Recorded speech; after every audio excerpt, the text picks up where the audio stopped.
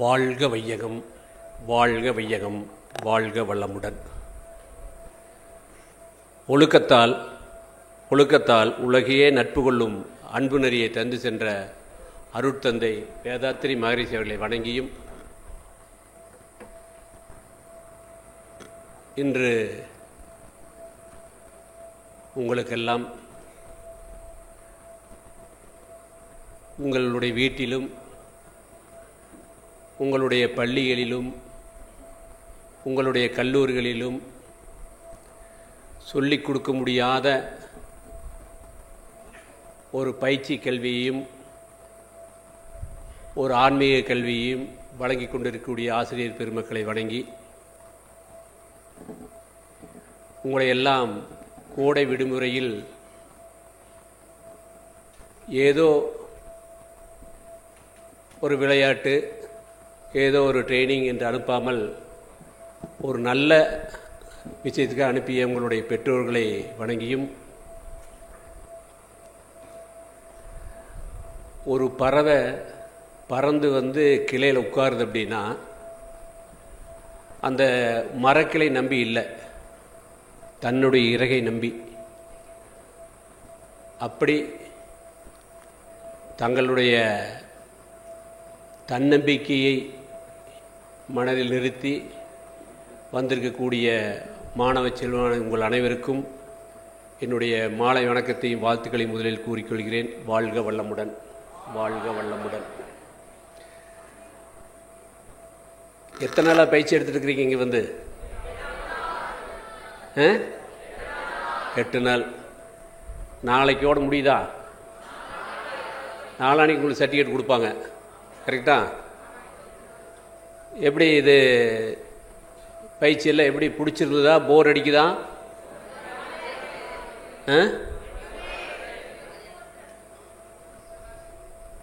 நல்லா இருந்தது, வித்தியாசமாக இருந்தது. இது வரைக்கும் நீங்கள் எடுக்காத ஒரு புதிய ஒரு பயிற்சி நீங்கள் இந்த 8 நாளாக அனுபவிச்சிருக்கீங்க. அப்போ இதுக்கெல்லாம் யாருக்கு நீங்கள் நன்றி சொல்லணும்? ஃபஸ்ட்டு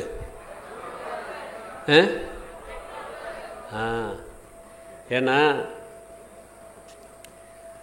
பெற்றோர்கள் வந்து அவங்களுக்கு மிகப்பெரிய சொத்தை நீங்கள் தான்.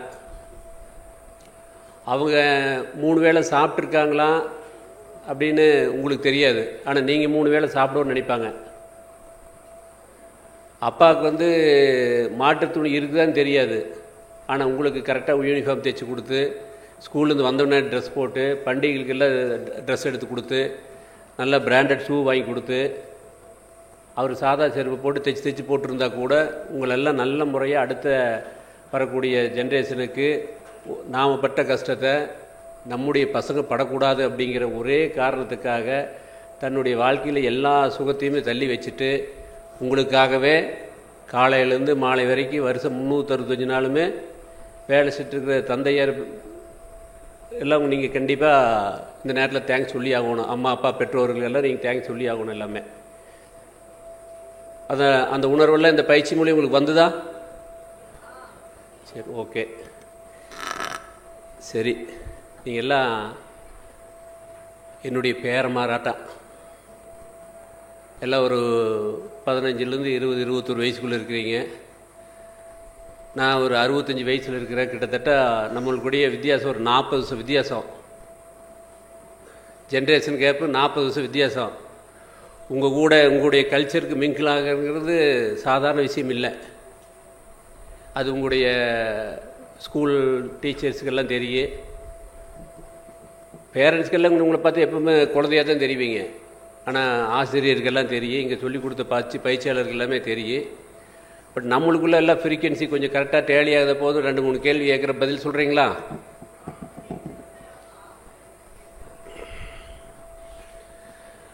இன்றைக்கி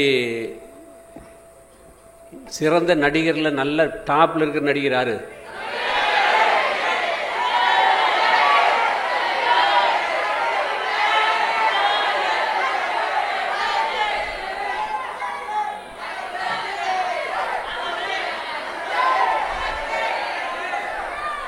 சரி, ரைட், ஓகே.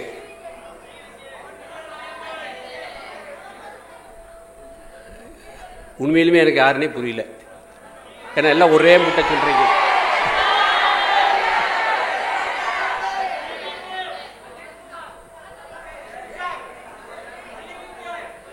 சரி, சத்தம் வேண்டாம். விஜய்ன்னு சொல்கிறவங்களாம் கொஞ்சம் கை தூக்கு பார்த்துக்க. எத்தனை பேர் பார்த்துக்கலாம்? ஓகே. அஜித்னு சொல்கிறவங்களாம் கொஞ்சம் எத்தனை பேர் கை தூக்குங்க? ஓகே.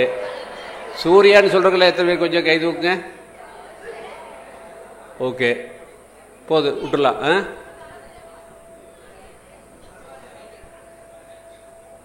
இன்னைக்கு நல்ல கிரிக்கெட் பிளேயர் நம்மளதில்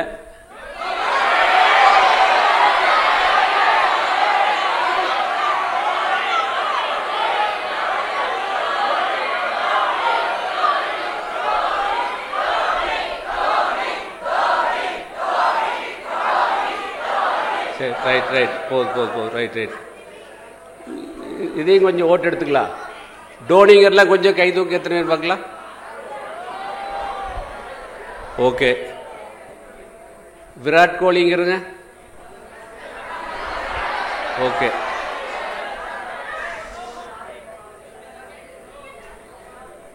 அப்போ இன்னைக்கு நம்முடைய பெரிய தாக்கத்தில் இருக்குது சினி ஃபீல்டும் விளையாட்டு ரெண்டு துறை தான் மிகப்பெரிய தாக்கத்தில் இருக்குது. இந்த தாக்கத்தில் நீங்கள்லாம் என்ன நினைக்கிறீங்கிறத நாங்களாம் என்ன நினைக்கிறோமோ அதைத்தான் நீங்கள் நினைக்கிறீங்க. ஒன்றும் பெரிய பிரச்சனையை ரெண்டு பேருக்கு பெரிய வித்தியாசம் இல்லை. எல்லாமே நாம் எல்லாருமே ஒரே ஃப்ரீக்வன்சியாக தான் இருக்கிறோம். ஒன்றும் பெரிய வித்தியாசம் இல்லை. நீ எப்படியே ஒரு மணி நேரத்தை நம்ம ஃப்ரீக்வன்சியாக கொண்டு போகலாம்னு நினைக்கிறேன். ஓகேவா? ஓகே. இன்னைக்கு உங்களுக்கு முன்னாடி நிற்கிற இந்த ராம்ராஜ் காட்ட நாகராஜ் 1977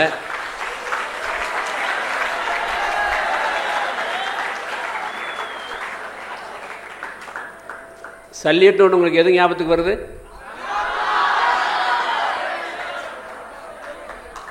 ஓகே.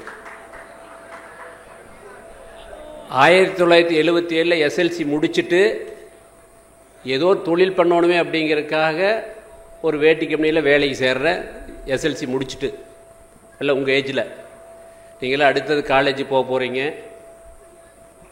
சரி, இன்னொரு கேள்வி கொண்டு அடிச்சதை மறந்துட்டேன். எஸ்எல்சி +1 +2 எல்லாம் ரிசல்ட் வந்துடுச்சு.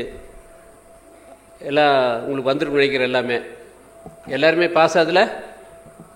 +1 +2 இப்போ முடிஞ்சிருக்குமே. எலெக்ஷன் ரிசல்ட் வந்துடுச்சு உங்களுக்கெல்லாம்?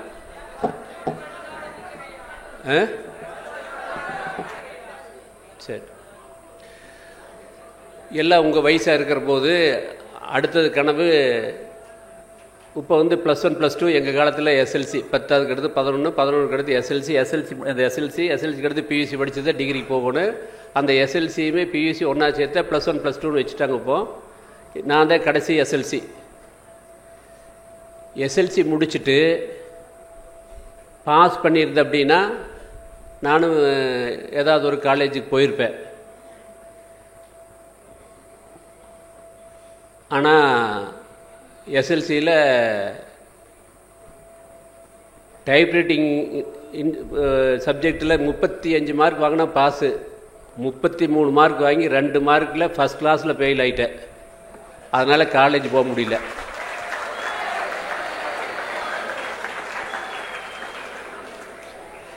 எல்லாரும் பாஸ் ஆன கேட்டால் யாரும் கை தட்டல, ஆனால் ஃபெயிலுன்னு எல்லாரும் கை தட்டுறீங்க.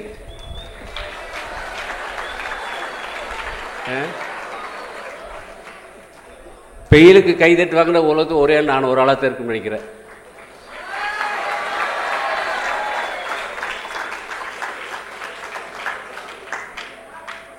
சரி, வேறு வழி இல்லை, நாம் ஏதாவது தொழில் பண்ணி ஆகணும் அப்படிங்கிறதுக்காக திருப்பூரில் ஒரு வேட்டி கம்பெனியில் சேல்ஸ் ரெப்ரசன்டேட்டிவ் சேர்ந்து ஆந்திராவில் போய் மார்க்கெட்டெல்லாம் சுற்றி ஆர்டர் வாங்கிட்டு வசூல் பண்ணிவிட்டு இப்படியே வேண்டி ஒரு 6 வருஷமாக காலேஜில் போய் என்னென்னலாம் படிக்கணும்னு நினச்சோமோ அத்தனை விஷயத்தையும் அந்த சின்ன நிறுவனத்தில் தயாரிப்புனா என்ன, நிர்வாகம்னா என்ன, மார்க்கெட்டிங்னா என்ன அப்படின்னு நெசவாளருடைய வாழ்வாதாரத்தையுமே மார்க்கெட்டில் இருக்கக்கூடிய வியாபாரிகளுடைய மனசையுமே ஒரு 6 வருஷமாக ஒரு காலேஜில் ஒரு யூனிவர்சிட்டியிலையுமே கிராஜுவேட் போஸ்ட் கிராஜுவேட் படிக்கிற அளவுக்கு வந்து காலேஜ் போய் படிக்கல, மக்கள் மனசை படிக்கிறதுக்கு ஒரு பெரிய வாய்ப்பு கிடைச்சங்காட்டி தான் இன்றைக்கி நான் வந்து உங்கள்கிட்ட போடி திரும்பினா நின்று பேச முடியுது.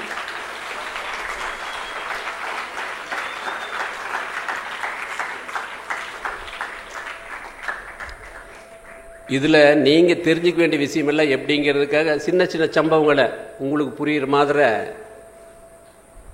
நான் சொல்கிறேன்ல, நீங்கள் உங்கள் லைஃப்பில் அப்ளை பண்ணி பார்த்துக்குங்க. அந்த கடைக்கு வேலைக்கு போய் சேர்த்துறது வந்து என் கூடயே 1ஆம் கிளாஸ் வந்து படிச்சுட்டு வந்து அந்த கடையில் இருக்கிற ஓனருக்கு அவருக்கு வந்து ரொம்ப தெரிஞ்சவங்க அப்படிங்கிற ஒரே காரணத்துக்காக அவர் முன்னாடி போய் சேர்ந்துக்கிறாரு.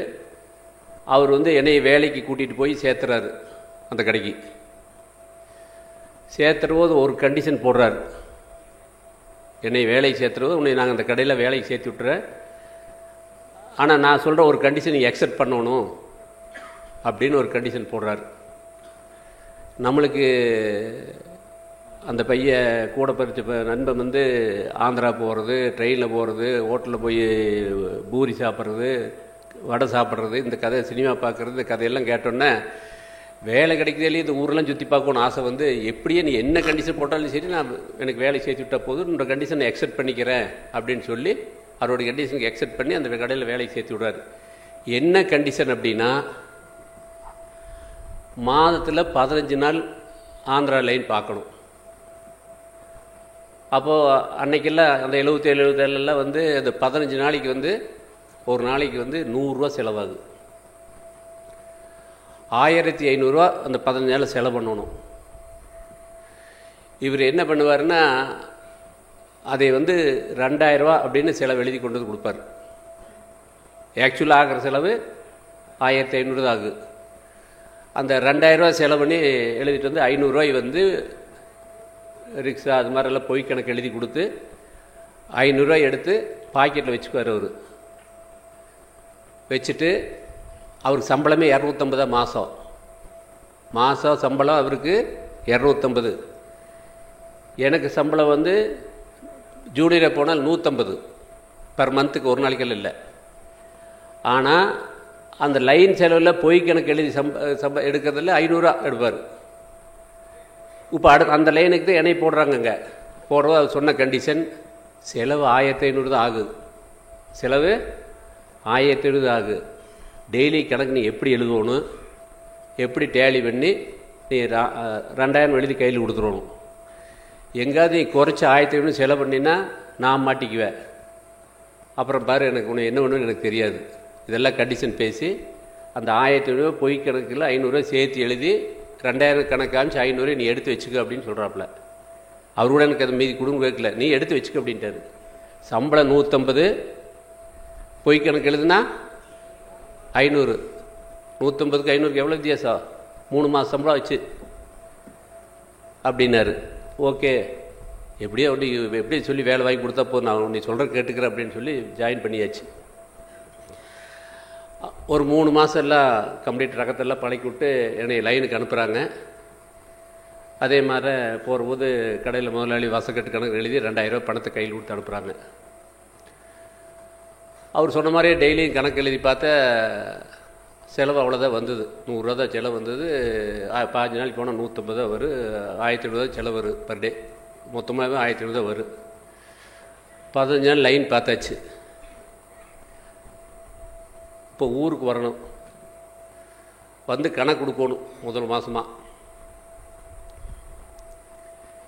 இப்போது 1500ன்னு எழுதி கரெக்டான கணக்கு கொடுத்தா நாம் நேர்மையாக இருக்கிறோம், திருட்டு பெட்டு பண்ணாது இருக்கிறோம், நம்மளுக்கு ஃப்யூச்சரில் எந்த பாவம் பிடிக்காது அப்படிங்கிறதுல எனக்கு நல்லா தெரியுது.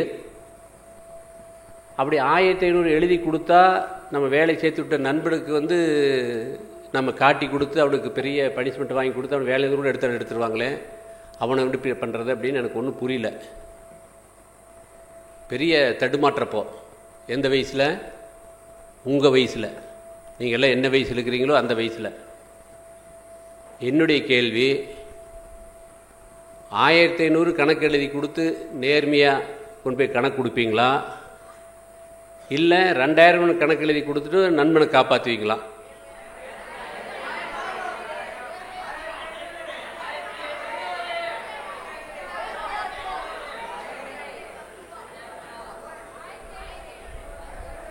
$1500 எழுதி கொடுத்து கணக்கு வந்து நான் நேர்மையாக நடந்துக்குவேன் அப்படின்னு சொல்கிறவங்களாம் கொஞ்சம் கை தூக்குங்க.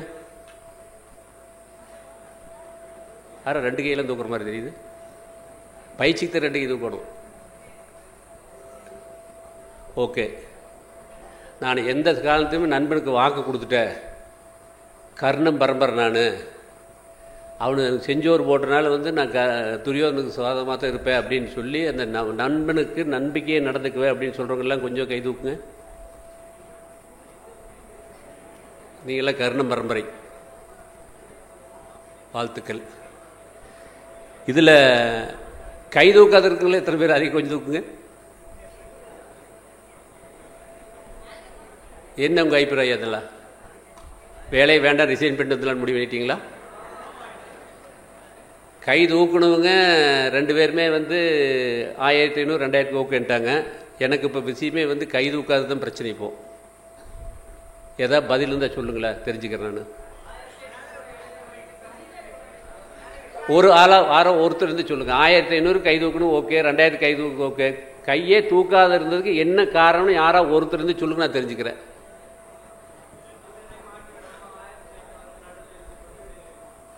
ஓ, 1750 எழுதி கொடுத்து பண்ணிக்கலாம்னு அப்பவுமே 2க்கு சேர்ந்த மாதிரி காட்டி கொடுக்கலாம். அப்பவுமே காட்டி கொடுத்த மாதிரி ஆகி போயிருமே.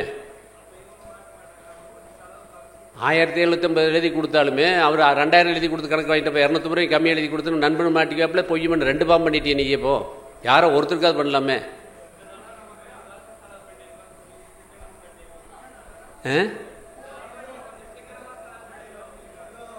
ஓ, சிக்கனமாக செலவிட்டதுன்னு சொல்லிடலாம். வெரி குட், வாழ்த்துக்கள். பாரு, அங்கே ஒருத்தர் கை தூக்குறா, சொல்லுங்க.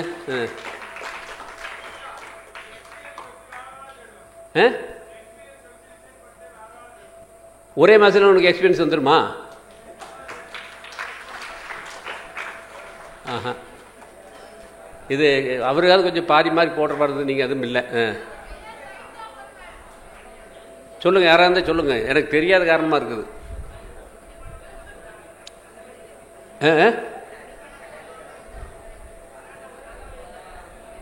அப்படி பண்ணா இப்படி பண்ணா? ஆமாம் ஆமாம், நம்ம வழியில் வேலையை ரிசீவ் போய்க்கலாமா? சரி, இப்போது நீங்கள் எல்லாம் யாரை பேச சொல்லுங்க. நம்ம டைம் 1 மணி நேரம் கொடுத்துருக்காங்க. ஜாலியாக நான் வந்து உங்களுக்கு கண்டிப்பாக சொல்கிறேன், அட்வைஸ் பண்ணவே மாட்டேன். நான் நல்லா படிங்க, நல்லா மார்க் வாங்க அப்படின்னு எல்லாம் வந்து எந்த கருத்தையும் அட்வைஸ் பண்ண மாட்டேன். அதனால் நீங்கள் ஜாலியாக ரிலாக்ஸாக இருக்கலாம். உங்களுக்கு டைம் எல்லாம் பயிற்சிகள்லாம் முடிஞ்சது. இன்றைக்கி வந்து இனிமேலெல்லாம் ரிலாக்ஸ் டைம் தான் உங்களுக்கு. நான் வந்து அப்படி இருங்க, இப்படி பண்ணுங்க, அப்படி பண்ணுங்க, கையை மேலே தூக்குங்க, காலை மேலே தூக்குங்க, அப்படி மூச்சு விடுங்க, இப்படி மூச்சு விடுங்க, இப்படி சினந்தவிருங்க, இப்படி ஆசை தீருங்க, இப்படியெல்லாம் எதுவுமே நான் சொல்ல மாட்டேன்.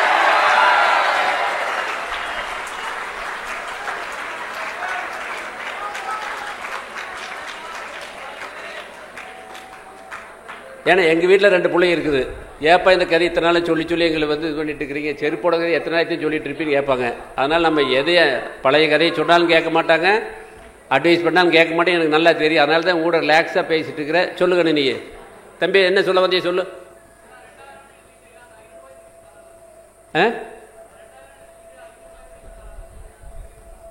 2000 எழுதிட்டு 500 யாருக்கு திருப்பி தருவேன்?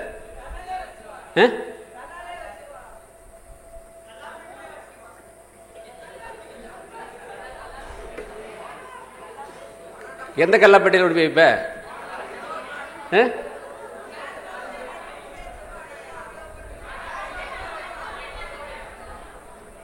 புரியல எனக்கு. கல்லாப்பட்டியில் வைக்கிறங்கிற எந்த பெட்டியில் வைக்கிறது தெரியலையே. கடையில் இருக்கிற கல்லாப்பட்டியில் கொண்டு போய் வச்சிருவியா? கேஷ் கவுண்டரில். அப்புறம் உங்களுக்கு எக்ஸஸ் வந்துருமே சார் கணக்கில். எக்ஸ்ட்ராவா?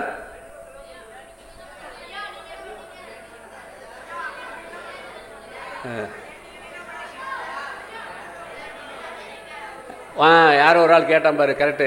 ஐயா நீங்கள் என்ன பண்ணீங்க? எந்திரி, அந்த பையன் எந்திரி. அந்த பையனுக்கு ஒரு கை தட்டுங்க.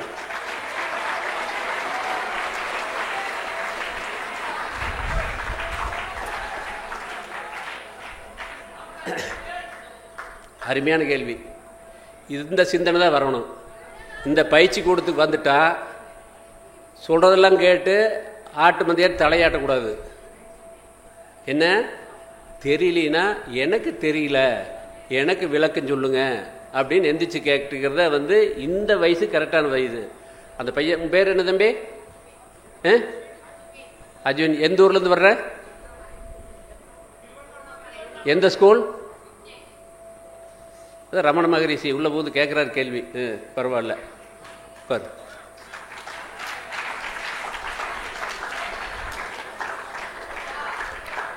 நான் பதில் சொல்லிட்டுமா? போதும், டைம் போகுது, உட்காந்துக்கலாம். நீ சொல்லிடல. அவர் பாதிக்கு வந்துட்டார். இனி நான் முடிச்சுட்டு அடுத்த சப்ஜெக்ட் போகலாம். நான் என்ன பண்ணேன் அப்படின்னு கேள்வி கேட்டதுக்காக அந்த பதில் நான் பண்ண சொல்லிடுறேன். இதை உங்கள் லைஃப்பில் எங்கா இப்படி ஒரு தர்ம சங்கடமான சூழ்நிலை வந்தால் அதை எப்படி ஹேண்டில் பண்ணுறேன்னு நீங்கள் உபயோகப்படுத்திக்கிறதுக்கு அந்த சம்பவத்தை சொன்னேன். 15 நாள் லைன் பார்த்தா ஆக்சுவலாக 100 ரூபா தான் செலவாகுது, 1000 ரூபா தான் செலவாச்சு. மாதத்தில் எத்தனை நாள் இருக்குது? 30 நாள் இருக்குது. நான் என்னுடைய 15 நாள் ட்ராவலை மறுபடியும் 5 நாள் எக்ஸ்ட்ராவாக டூர் பார்க்க ஆரம்பித்தேன். 2000 ரூபா செலவாச்சு. கொண்டு கணக்கு நேர்மையாக கொடுத்துட்டேன். பையன் கேட்டாப்புல என்னப்பா கணக்கு எழுதுனே? நீ சொன்ன மாதிரி 2000 எழுதி கொடுத்துட்டேன் அப்படின்னு. முதலாளிக்கு 5 நாள் எக்ஸ்ட்ரா பண்ண நான் ஆர்டர் அதிகமாக வந்தது. எனக்கு அடுத்த மாதம் இன்க்ரிமெண்ட் போடுற போது அவருக்கு 250 ரூபா சம்பளம் 300 போட்டால் எனக்கு 150 300 ரூபா போட்டாங்க.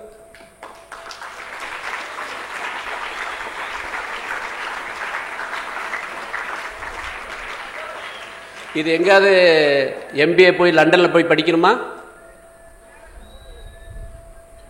அந்த ப்ரெசன்ஸ் ஆஃப் மைண்ட் இருக்கணும். எந்த சூழ்நிலையிலுமே நாம் அறம் வாழ்க்கையிலேருந்து பிறலக்கூடாதுங்கிற ஒரு மனசில் உணர்வு இருந்தால் எல்லாத்துக்குமே டோர் திறக்கும். அப்படிங்கிறது இந்த கதை, இந்த சம்பவத்தை சொன்னேன். கதையில் இது நடந்த சம்பவம். இன்றைக்கி எங்கூட அந்த ட்ராவல் பண்ணவர் அந்த பழைய ஸ்டேஜில் அப்படியே இருக்கார். நாம் இன்றைக்கி 18,000 பேர் கம்பெனியில் வேலை செய்கிறாங்க. 50,000 நெசவாளர் கூட நம்மகிட்ட இருக்காங்க.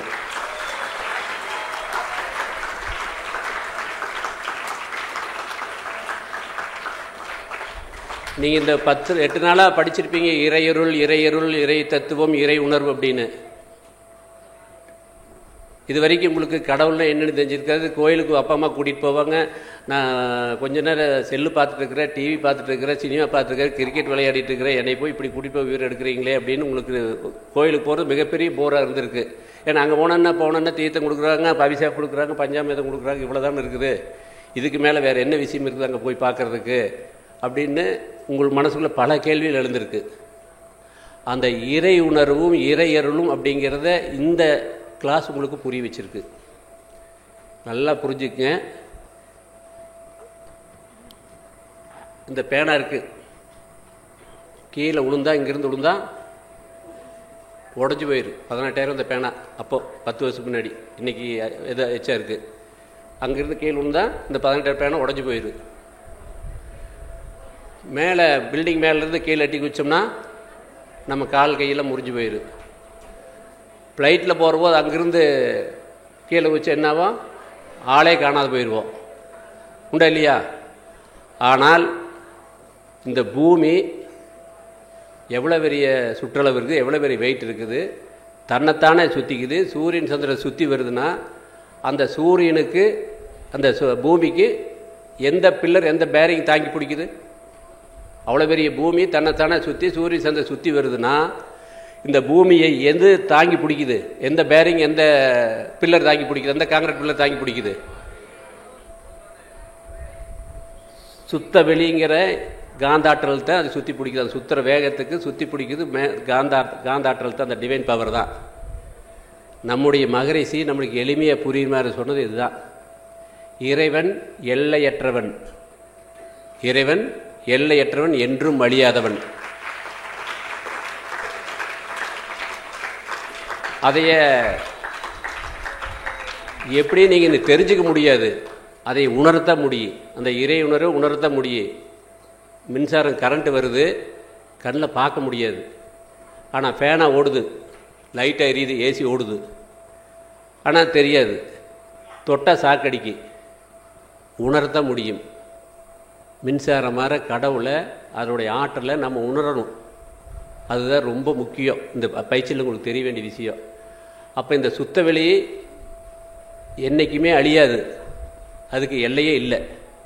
இதுக்கு எதாவது எல்லை இருக்கா? எங்கே அது அழிஞ்சு போயிடுமா? இப்போ ஒரு கேலண்டர் இருக்குது, அடுத்த வருஷம் அது தூக்கி போட்டுருவோம்.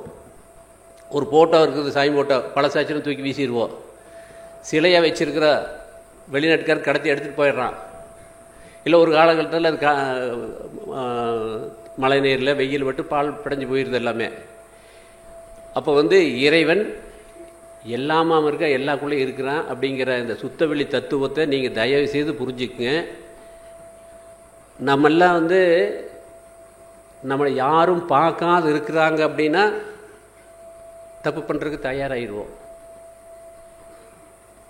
நாம் நினச்சிட்டு இருக்கிறோம், கதவை தாள் போட்டு ஒரு தப்பு பண்ணால் யாரும் பார்க்கறது இல்லை அப்படின்னு. எக்ஸாம் எழுதுகிற போது பிட்டு பேப்பர் பார்த்து எழுதுனா நம்மளுடைய சூப்பர்வைசர் ஆசிரியர் பார்க்கறதுலேயும் நாம் நினச்சிக்கிறோம். அப்பா அம்மாவுக்கு தெரியாது, கட்டு அடிச்சுட்டு சினிமாவுக்கு போயிட்டான், அப்பா அம்மாவுக்கு தெரியாது, வாத்தியார் தெரியாது நினச்சிக்கிறோம். உண்டா இல்லையா? ஆனால் இந்த சுத்தவெளியான இறைவன் நீங்கள் என்ன பண்ணாலுமே சர்வேலன்ஸ் கேமராவிட்ட பார்த்துட்டே இருக்கார். நீங்கள் நல்லது பண்ணிங்கன்னா அதுக்கு நல்லது கிடைக்கும், நல்ல செயல் பண்ணிங்கன்னா நல்ல விளைவுகள் வரும். தீய செயல் பண்ணிங்கன்னா தீய விளைவு தான் வரும். மாம்பழத்தை போட்டால் மாங்கொட்டை போட்டால் மாம்பழம் தான் வரும், எட்டிக்காய் போட்டால் எட்டிக்காய் தான் வரும். இந்த செயல்விளை தத்துவத்தை உங்களுக்கு 8 நாளில் புரிய வச்சுருப்பாங்க. இதைத்தான் நான் அனுபவத்தில் சொன்னேன். இதைத்தான் உங்களுக்கு அந்த என்னுடைய நண்பர் சொன்ன விஷயத்தையுமே இன்றைக்கி நம்முடைய இந்தியா, உலக நாட்டில் பக்கத்தில் இருக்கிற சிங்கப்பூர், அடுத்து இருக்கிற ஜப்பானு, இன்னும் வெஸ்டர்ன் இருக்கிற நாடுகளெலாம் கம்பேர் பண்ணி பார்க்குற போது நாம் இன்னும் சுதந்திரம் அடைஞ்சு 75 ஆண்டு ஆனாலுமே எதுலேயுமே பெரிய வளர்ச்சி அடையாத ஒரு தொய்வான நிலையில் இருக்கிறதுக்கு காரணம் என்ன அப்படின்னா, நம்முடைய அறியாமை, நம்முடைய அலட்சியம், நம்முடைய எமோஷ்னல் உணர்ச்சி வசப்பட்டு பண்ணுறக்கூடிய விஷயங்கள்னால தான் இன்றைக்கி இந்த கண்டிஷனே நம்ம இருந்துகிட்ருக்குறோம். எல்லாமே கல்ச்சர்னு நம்ம எல்லாமே பேசிக்கிறோமே இல்லையோ, புத்தகத்தில் படிச்சுக்கிறோம், சச்சங்கம் கேட்டுக்கிறோம், எல்லா விஷயம் நம்ம தெரிஞ்சுக்கிறோம். நல்லா புரிஞ்சுக்குங்க. நீங்கள் படிக்கிற பசங்க எல்லாமே நல்ல நல்ல புத்தகத்தை படிக்கிறீங்க, நல்ல நல்ல விஷயத்தை டிவியில் பார்க்குறீங்க, நல்ல நல்ல விஷயத்தை செல்லில் பார்க்குறீங்க, எல்லாம் தெரிஞ்சுக்கிறீங்க. ஆனால் இந்த வளாகத்துக்குள்ளே ஆலியாருக்குள்ளே நீங்கள் தெரிஞ்சிக்கிறத விட எல்லா விஷயத்தையும் உணர்ந்துக்கிறீங்க. தெரிஞ்சிட்டா மறந்துடுவோம், உணர்ந்துட்டா அது அப்படியே பழக்கமாக மாறும், அப்புறம் வழக்கமாக மாறும். அது செயலை சரியாக உங்கள் மனசை தூய்மைப்படுத்து, மனசை தெளிவு பண்ண பின்னாடி உங்களோட செயல் தெளிவாக இருக்குது. செயல் தெளிவாக இருந்தால் விளைவு வெற்றி அமையும். இந்த விஷயந்தான், இந்த சூட்சம் தான் இங்கே சொல்லிக் கொடுக்கக்கூடிய விஷயம். உங்களுக்கு இது புரியுதா? இன்னும் ஒரு அழகான ஒரு கதையை சொல்கிறேன்.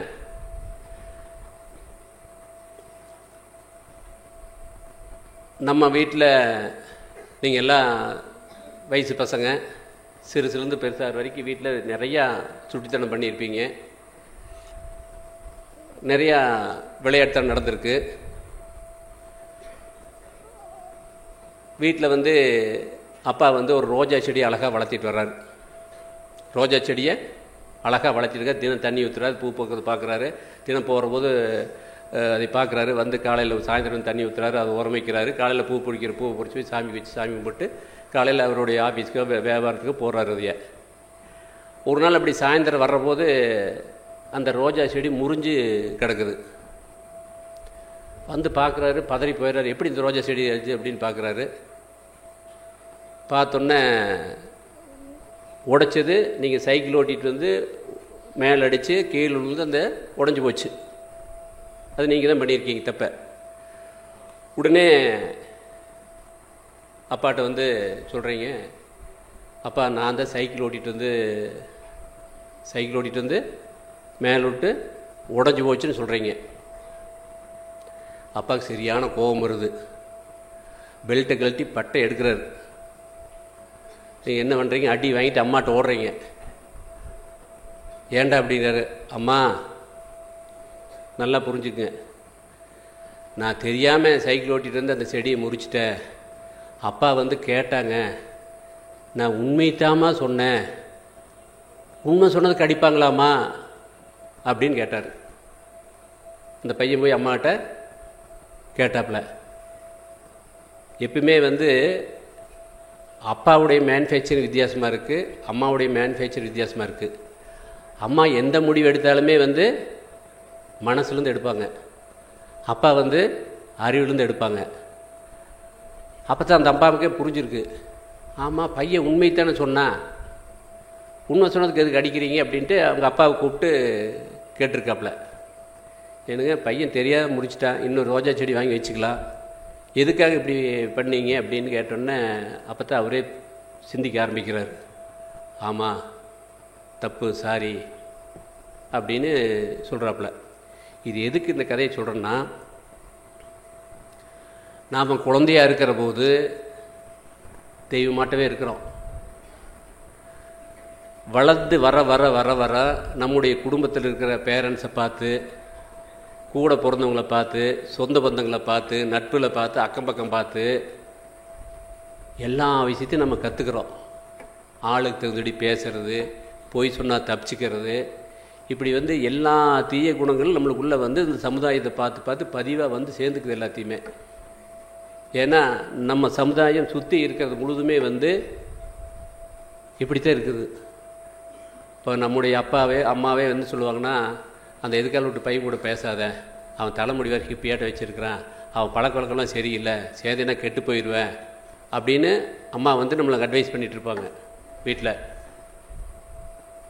ஆனால் அந்த பையன் வீட்டுக்கு வந்தானா அந்த பையன் பேர் சொல்லி கூப்பிட்டு உட்கார வச்சு, தம்பி காப்பி சாப்பிட்றியா, அது சாப்பிட்றியான்னு நம்மள உபசரிப்பாங்க.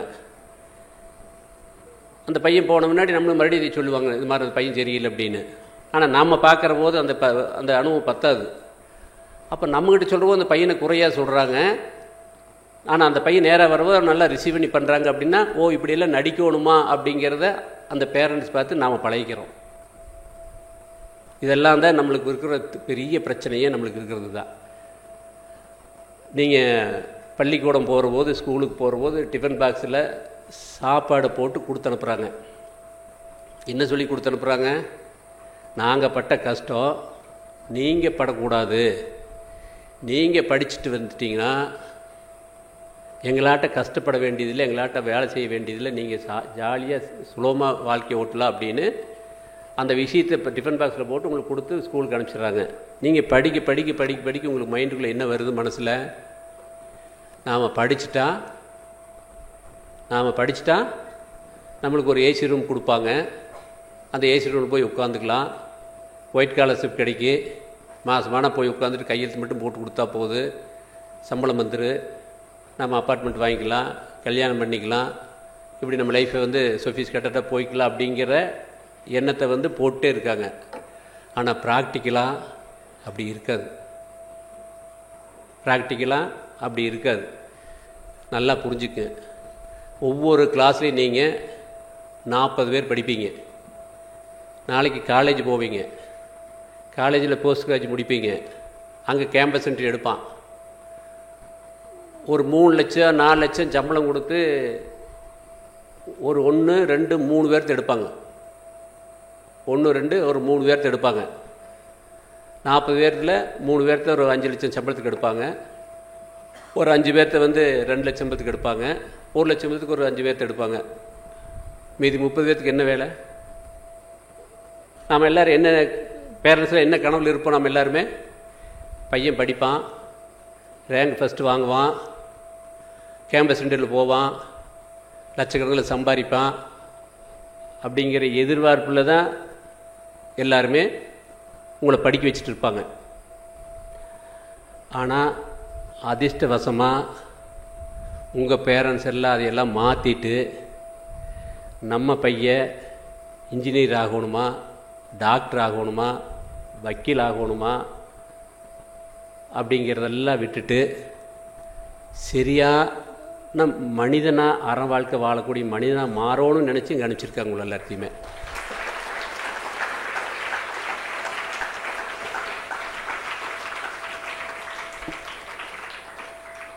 இன்றைக்கி தமிழ்நாட்டில் லட்சக்கணக்கான பசங்க படித்து இன்றைக்கி +1 சம்மர் லீவில் இருக்கிறாங்க. ஆனால் இந்த 450 பேர் மட்டும் ஆழியார் இன்றைக்கி உட்காந்து இந்த 10 நாளாக பயிற்சி எடுத்துகிட்டு இருக்கிறீங்க. அப்போ இந்த மாதிரி பயிற்சி எடுக்கக்கூடிய ஒரு வாய்ப்பு உங்களுக்கு கிடைச்சிருக்கு அப்படின்னா நீங்கள் எல்லாம் உண்மையிலுமே ஏதோ ஒரு முன்னாடி ஒரு ஜென்மத்தில் நீங்கள் மிகப்பெரிய ஒரு ஆசீர்வாதம் பெற்றிருக்கிறீங்க. முன்னோருடைய ஆசையும் கடவுளுடைய ஆசை இருந்தால் மட்டும்தான் இந்த இடத்துல உட்கார முடியும். நல்லா புரிஞ்சுக்கு. இந்த இடத்துக்குள்ளே வந்தாச்சுனாலே உங்களுடைய மனசே இப்படி வேகமாக ஆடிட்டு இருக்கிறதெல்லாம் மாறி அந்த ஒரே நிலை நிற்கக்கூடிய அளவுக்கு மன அமைதியாக, மனம் தெளிவாக, மனம் தூய்மையாக அந்த விஷயத்தை கற்றுட்டு, இந்த மனவளக்கலையை கற்றுட்டு நீங்கள் இது லைஃப்பில் போய் நீ அடுத்து படிக்கக்கூடிய இடத்துல நீங்கள் அப்ளை பண்ண ஆரம்பித்தாலே உங்களுடைய பேச்சு, உங்களுடைய பாடி லாங்குவேஜு, உங்களுடைய படிப்பில் கவனம், படிப்பில் வாங்குகிற மார்க்கு எல்லாமே மற்றவங்க திரும்பி பார்க்குற மாதிரி ஒரு சூழ்நிலை உருவாகும். இது நல்லா புரிஞ்சுக்குறிய. நாம் படிக்கிறது 1330 குறளை படிக்கிறது படித்து முடித்து பாஸ் மார்க் வாங்கி மனப்பாடம் பண்ணி எழுதி பாஸ் மார்க் வாங்கிறது முக்கியம் இல்லை. ஏதாவது ஒரு குறள் பிரகாரம் நீங்கள் வாழ்க்கையில் கடைபிடிச்சு நடக்க ஆரம்பிச்சிட்டிங்கன்னா அதே உங்களை வாழ்க்கையில் உச்சிக்கு கொண்டு போயிடும்.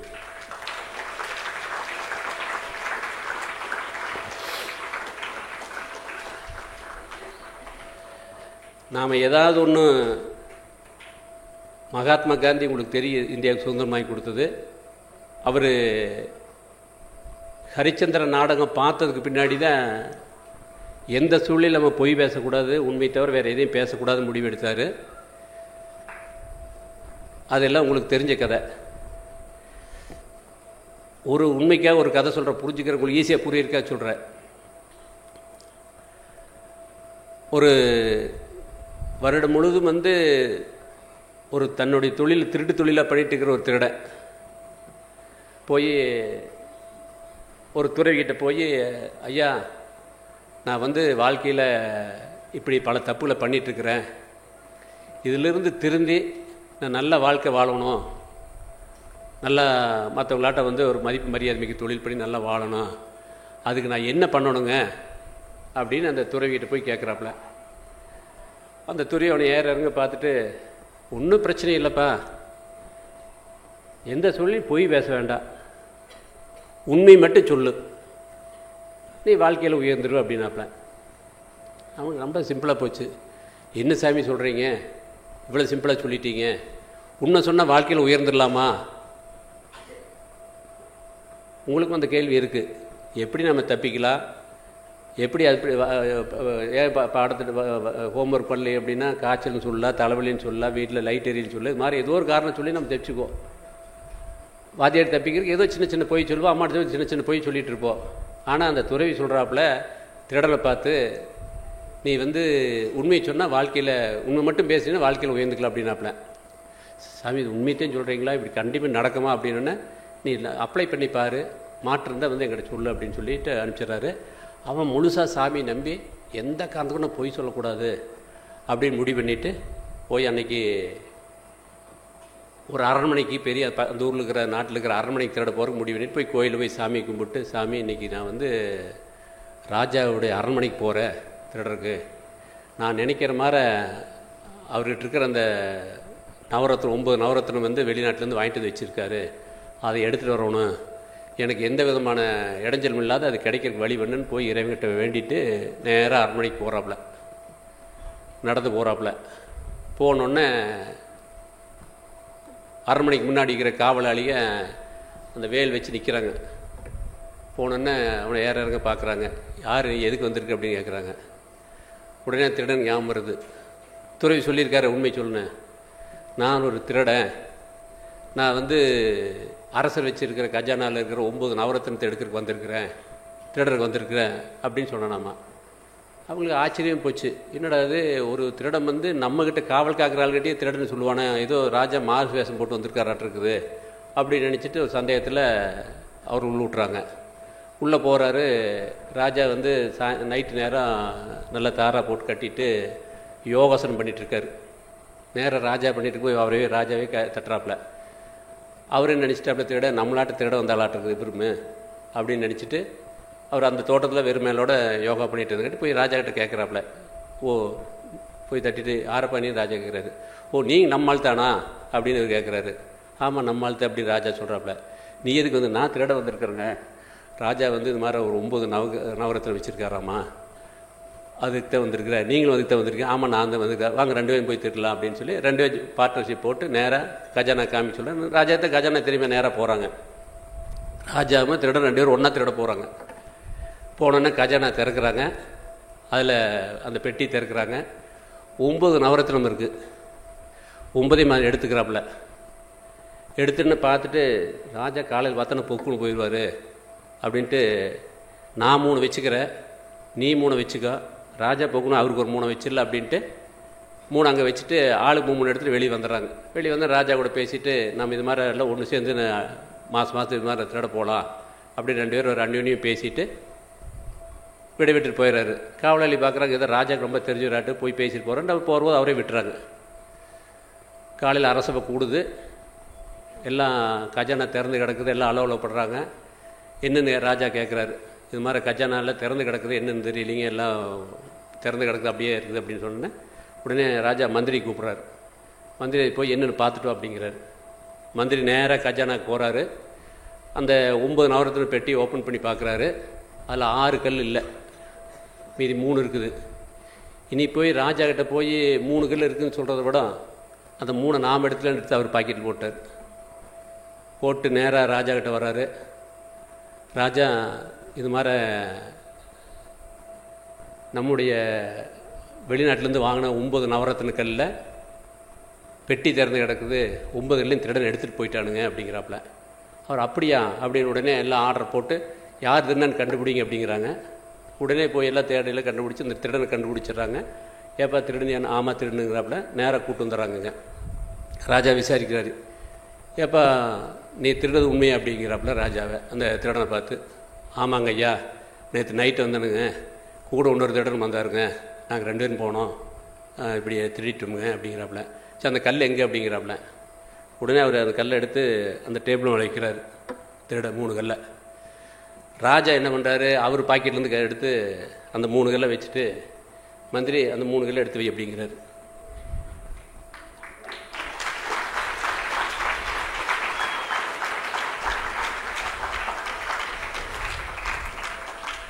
இன்னொரு கைதட்டு இருக்குது.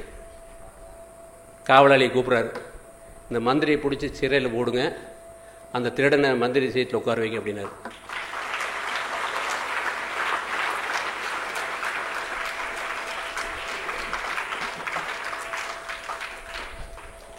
இப்போ நம்ம இன்னும் பேசலாமா? இன்னைக்கு சங்கல்பம் எடுத்துக்குங்க. என்ன பனிஷ்மெண்ட் வந்தாலும் சரி, இனிமேல் கொண்டு அம்மா திட்டினாங்க, அப்பா திட்டினாங்க, டீச்சர் திட்டினாங்க, அது அவங்க திட்டினாங்க, இவங்க திட்டினாங்கிறதுக்காக எந்த காலம் சின்ன சின்ன பொய் கூட நம்ம சொல்லக்கூடாது. ஒரு சின்ன பொய்யை சொல்லி ஒரு வெற்றி கிடைக்கிறத விட உண்மையை சொல்லி அந்த தண்டனையை வாங்கிக்கிறது மிகப்பெரிய ஒரு மனோபலத்தை உங்களுக்கு ஏற்படுத்தி கொடுக்கும். இந்த கதையை உங்களுக்கு இருக்குன்னு நினைக்கிறேன்.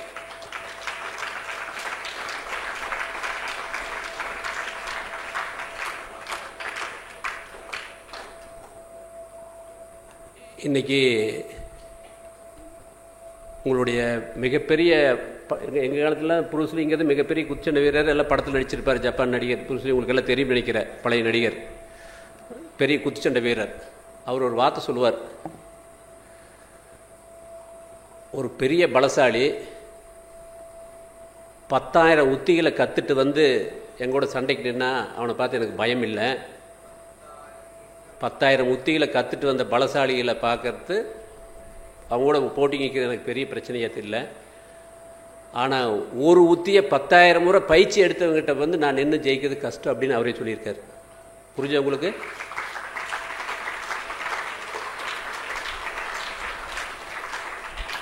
இன்றைக்கி செல்ல இன்றைக்கி நம்பர் 1 டாப் பிராண்டு ஆப்பிள். அதை ஆரம்பித்தது ஸ்டீவன் ஜாப்ஸ். உங்களுக்கு தெரியும், அவர் ஒரு பெரிய பொருளாதார வசதியெல்லாம் கிடையாது. அவருடைய கார் செட்டில் தான் ஆரம்பிக்கிறாரு. அந்த கம்பெனி ஆரம்பித்து மிகப்பெரிய இலக்காகிறார். ஐபிஓ ஆகுது. எல்லாம் வெளிநாட்டுக்கார அந்த மற்றவங்களாம் சேர்ந்து அந்த பார்ட்னர்லாம் வாங்குறாங்க. வாங்கி அவருக்குள்ளே கருத்து வேறுபாடு வருது. கம்பெனி நல்லா வளர்ந்துட்டு போயிட்டுருக்குது. வாங்கின ஆளுங்களே சேர்ந்து கூட இருக்கிறவங்கெல்லாம் சேர்ந்து அவரை வெளியே அனுப்பிச்சிடுறாங்க. யார்? கம்பெனி ஆரம்பித்த ஸ்டீவன் ஜாப்ஸை வெளியே அனுப்பிச்சிடுறாங்க. அவர் வெளியே வந்து நெக்ஸ்ட் ஒரு கம்பெனி ஆரம்பித்து எதோ பண்ணிகிட்ருக்காரு. அந்த கம்பெனி அந்த 10 வருட காலத்தில் மிகப்பெரிய சரிவை சந்தித்து மிகப்பெரிய லாஸ் ஆகி 3776 கோடி லாஸ் ஆகுது ஆப்பிள் நிறுவனத்துக்கு. மறுபடியும் எல்லாம் வந்து எவரையே கூட்டிகிட்டு போய் இந்த கம்பெனி நெக்ஸ்ட் கம்பெனி வாங்குறாங்க. வாங்கி அவரை மறுபடியும் அந்த கம்பெனிக்குள்ளே கொண்டு போய் மறுபடியும் ஆரம்பித்து பண்ணி அந்த வருஷமே 1774 கோடி லாபத்துக்கு கொண்டு வர்றாரு ஸ்டீவன் ஜாப்ஸ்.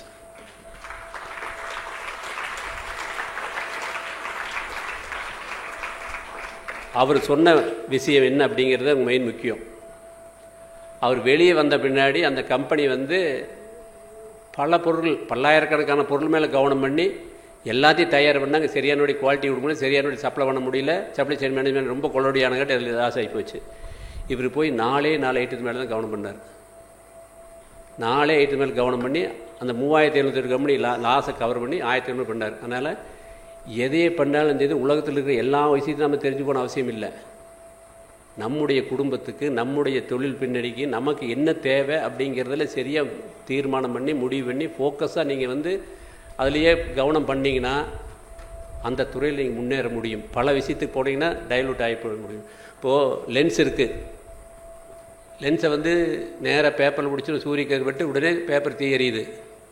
அத்தனை அடிச்சு இல்லை, சும்மா இருந்தால் எரியாது. எத்தனை நேரம் இருந்தாலும் ஆடிட்டே இருந்தால் அந்த பேப்பர் தீ பிடிக்காது. பட் கவனம் குவியல் கரெக்டாக இருந்தால் அந்த பேப்பரே தீ பிடிக்குது. அந்த மாதிரி நீங்கள் எந்த துறை எடுக்க போகிறீங்க, ஏன்னா இது வந்து உங்கள் ஸ்டேஜ் ஒரு நீங்கள் எல்கேஜி யூகேஜி படித்து ஒரு நல்ல ஒரு பிளாட்பார்ட்டில் வந்து லேண்டிங்கில் வந்து நிற்கிறீங்க. இப்போ வந்து லெஃப்ட் போகிறதா, ரைட்டு போகிறதா, நேராக போகிறதா, பின்னாடி போகிறதா அப்படின்னு இருக்கக்கூடிய நிலை. அப்போ வந்து உங்களுக்கு சேர்ந்தவங்க, உங்கள் குடும்பத்தில் இருக்கிறவங்க, உங்கள் ரிலேஷனில் யாராவது நல்லா மிகப்பெரிய இலை படித்து வெற்றியை வாய்ப்பு அடைஞ்சவங்க, இவங்களை எல்லாத்தையுமே வந்து ஸ்டடி பண்ணுங்கள். ப்ராக்டிக்கலாக ஸ்டடி பண்ணுங்கள். எந்த துறை எடுத்தால் நாம் அதில் முன்னேற முடியும் முடிவெடுக்கிறதுக்கு நீங்கள் லட்சத்தோட கூட யோசனை பண்ணலாம். முடிவெடுத்த பின்னாடி அதை நோக்கி நீங்கள் கரெக்டாக ஸ்டெப் எடுத்து இங்கே கற்றுட்ட இந்த கவனச்சிதறல் இல்லாத அந்த தியானத்தை தவத்தை மனசில் வச்சு ஒரு சிரத்தையோடு ஃபோக்கஸாக பண்ணிங்கன்னா எந்த துறை நீங்கள் கையில் எடுக்கிறீங்களோ அந்த துறையில் நீங்கள் தான் நம்பர் 1.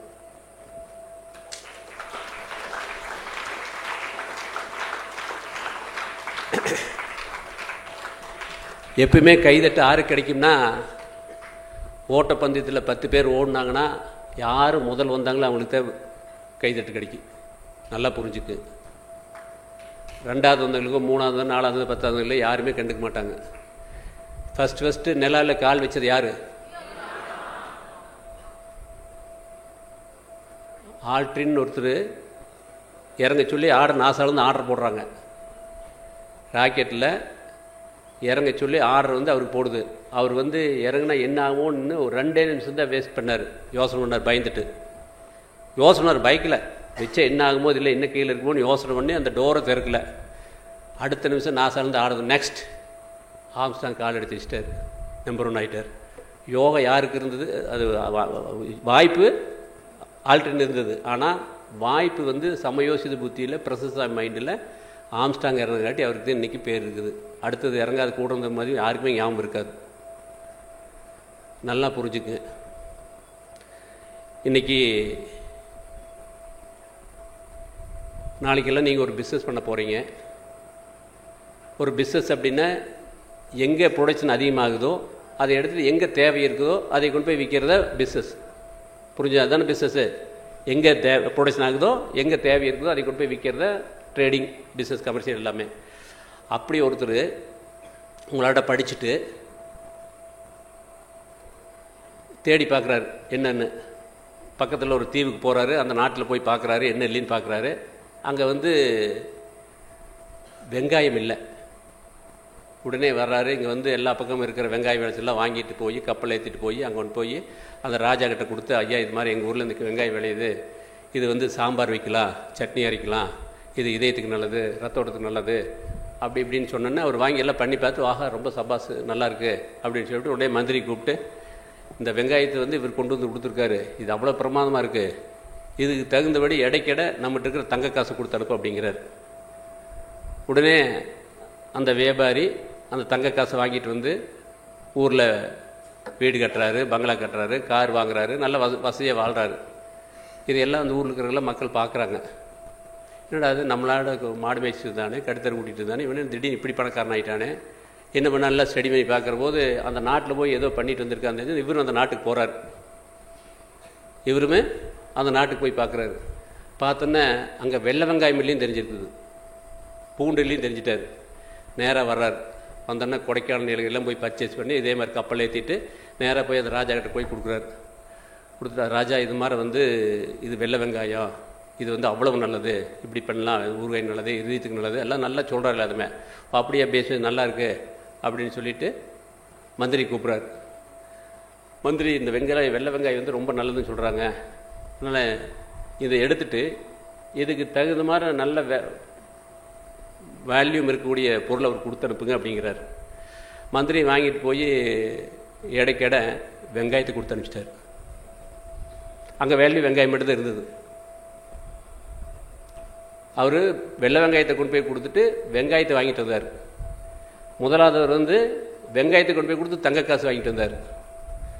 அப்போ நாம் யாராவது ஒன்று பண்ணுறதை பார்த்துட்டு அதையவே நம்ம ஃபாலோ பண்ணோம்னா நம்ம வந்து வெள்ளை வெங்காயத்தை கொடுத்துட்டு வெங்காயம் வாங்குறதுக்காக தான் மாறும். நாம் தங்க காசு வாங்கணும்னா யாருமே பண்ண முடியாத எடுத்து நாம் முதல்ல பண்ணணும். அந்த முதல்ல பண்ணுறதுக்கு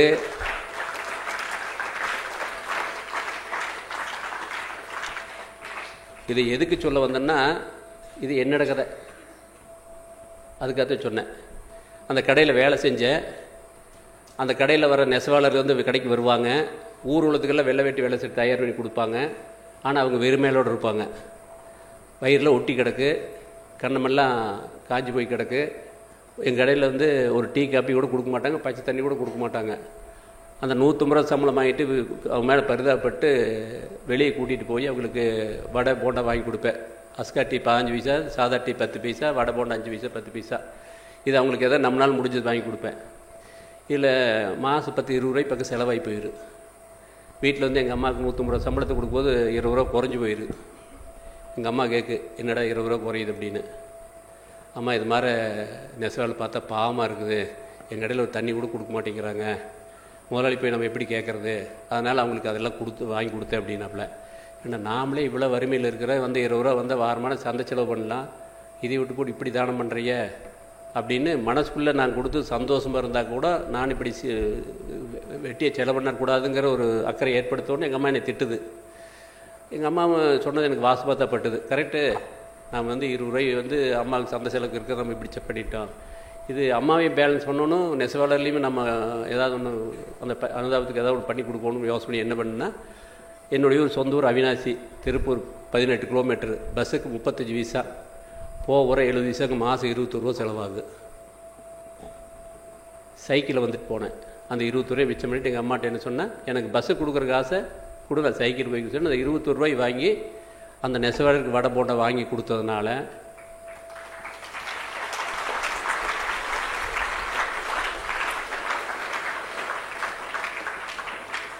எனக்கு அவங்க மேலே ஒரு மிகப்பெரிய ஒரு பச்சாதாபம், பசுமரத்தானியாட்டு அவங்க வாழ்க்கையில் இவ்வளோ கஷ்டப்படுறாங்களே அப்படின்னு மனசில் பசுமரத்தானியாட்டு பதிஞ்சு போச்சு.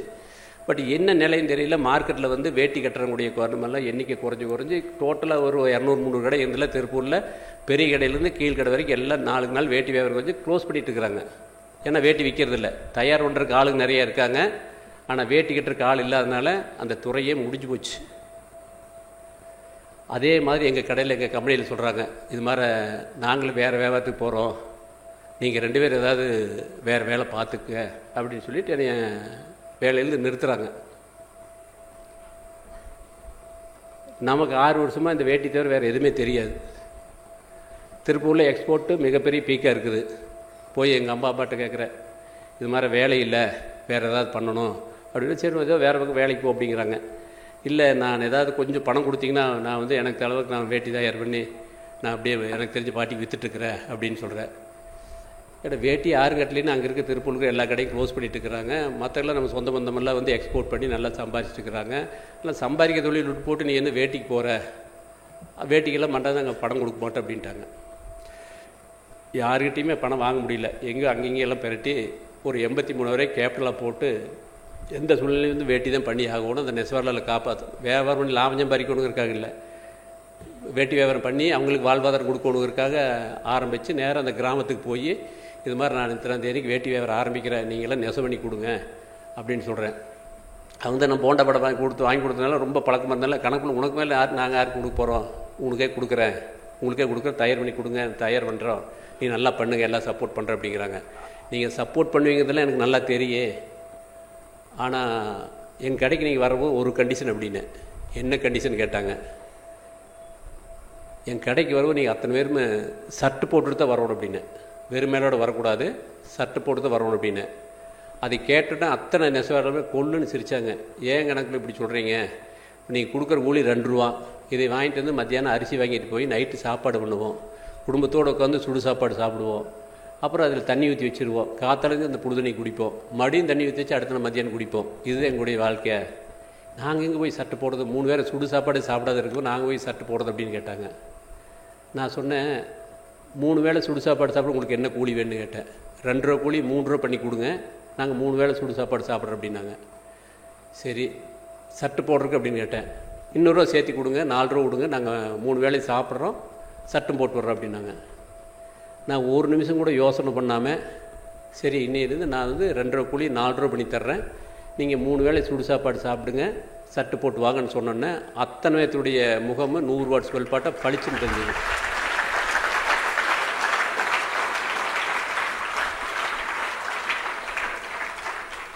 இந்த நெசவாளர் பற்றி எதுக்கு சொல்கிறேன்னா, நம்ம அருட்தந்தை 1958 உலக சமுதாயம் ஆரம்பிக்கிறதுக்கு முன்னாடி அவருடைய தொழிலே குலத்தொழிலே வந்து நெசவு தான். கூடுவாஞ்சேரியில் அத்தனை நெசவாளருடைய கதை என்னை விட அவருக்கு நல்லா தெரியும். இருக்கிறதுல வந்து என்னைய இங்கே வந்தோம்னா வந்து உட்கார்ந்தோன்னே அந்த வேட்டிக்கரையை நெய் கொடுப்பார், அவருடைய வேட்டி கட்டிக்கு நெய் கொடுப்பார். நான் என்னை நெய்வர மாதிரி நினச்சிக்குவேன்.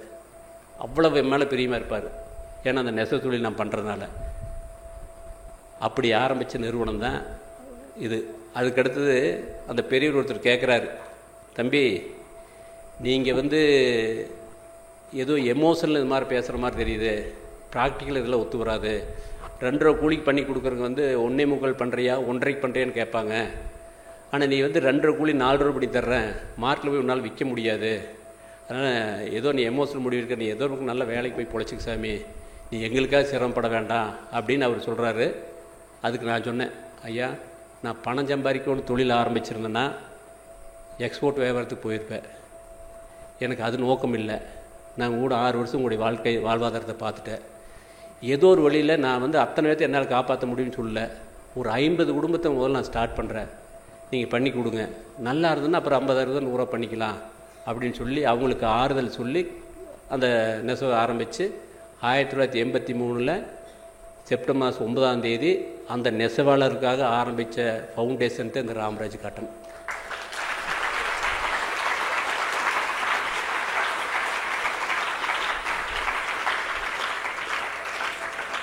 இதை எதுக்கு சொல்கிறேன்னு நல்லா புரிஞ்சுக்க. நாளைக்கு நீங்கள் வந்து மிகப்பெரிய அளவுக்கு தொழிலுக்கு போகலாம், மிகப்பெரிய வியாபாரம் பண்ண போகலாம்.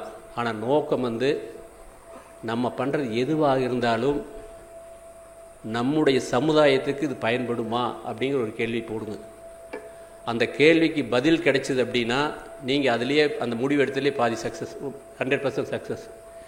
நான் சம்பாதிக்கணும்னு ஆரம்பிச்சிருந்தேன்னா, எக்ஸ்போர்ட் வியாபாரத்துக்கு போயிருந்தேன்னா, ஒரு சிங்கத்தில் இருக்கிற வால் இருக்கிற கடைசி முடியாத இருந்திருப்பேன். இந்த வேட்டி வியாபாரத்தை நெசவாளருக்காக ஆரம்பிச்சங்காட்டி இன்றைக்கி எறும்புக்கு தலையாக இருக்க முடியுது.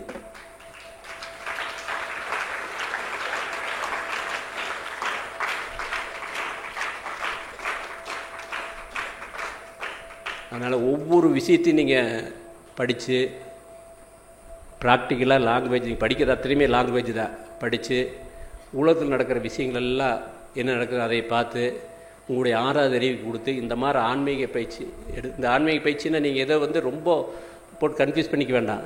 நல்லா புரிஞ்சுங்க. இந்த பயிற்சி எல்லாமே வந்து உங்களுக்கு சொல்லிக் கொடுக்குறது எல்லாமே வந்து ஒவ்வொரு சப்ஜெக்டாக சொல்லிக் கொடுக்குறது, யோகா சொல்லிக் கொடுக்குறது, மெடிடேஷன் சொல்லிக் கொடுக்குறது எல்லாமே வந்து பயிற்சி, உடற்பயிற்சி சொல்லிக் கொடுக்குறது எல்லாமே வந்து உங்களுடைய உடலுக்கும் மனசுக்குமே ஒரு நல்ல நிறைவான இதை கொடுக்கறதுக்காகத்தான் இருக்குது. நல்லா புரிஞ்சுக்க. இந்த ஆன்மீக கல்விங்கிறது நல்லது எது கெட்டது எதுன்னு தெரிஞ்சு நல்லா புரிஞ்சுக்குங்க. நல்லது எது கெட்டது எதுன்னு தெரிஞ்சு நல்லதை மட்டும் பண்ணக்கூடிய ஒரு வில் பவர், மனோபலத்தை ஏற்படுத்தி கொடுக்கக்கூடிய பயிற்சி கலந்து அந்த மனவளக்கலை.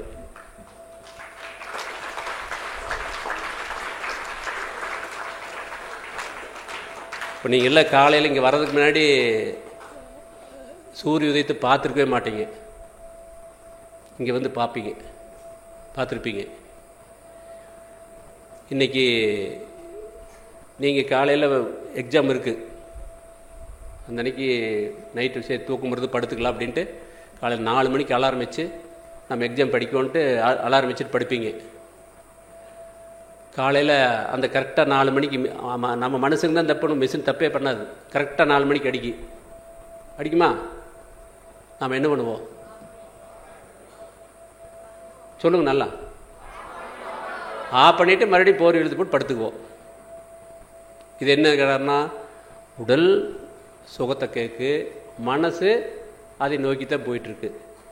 அப்போ அறிவுங்கிற பெரம்பு எடுத்து ஒரு அடி அடித்து இந்த நேற்று நைட் வரைக்கும் வெகு நேரம் முடிச்சிருக்கிற இன்னும் கொஞ்சம் தான் தூங்கணும்னு கேட்கு, மனசு கொஞ்சம் சுகமாக இருக்குன்னு நினைக்கி இந்த 2க்கு ஓங்கி ஒரு அடி கொடுத்து அதை எந்திரிச்சு முகத்தை கழுவிட்டு லைட்டை போட்டு படிக்கிற வேலையை ஆரம்பித்தோம்னா நீங்கள் ஐஏஎஸ் ஆகலாம். நீங்கள் என்ன நினைக்கிறதே ஆகலாம்.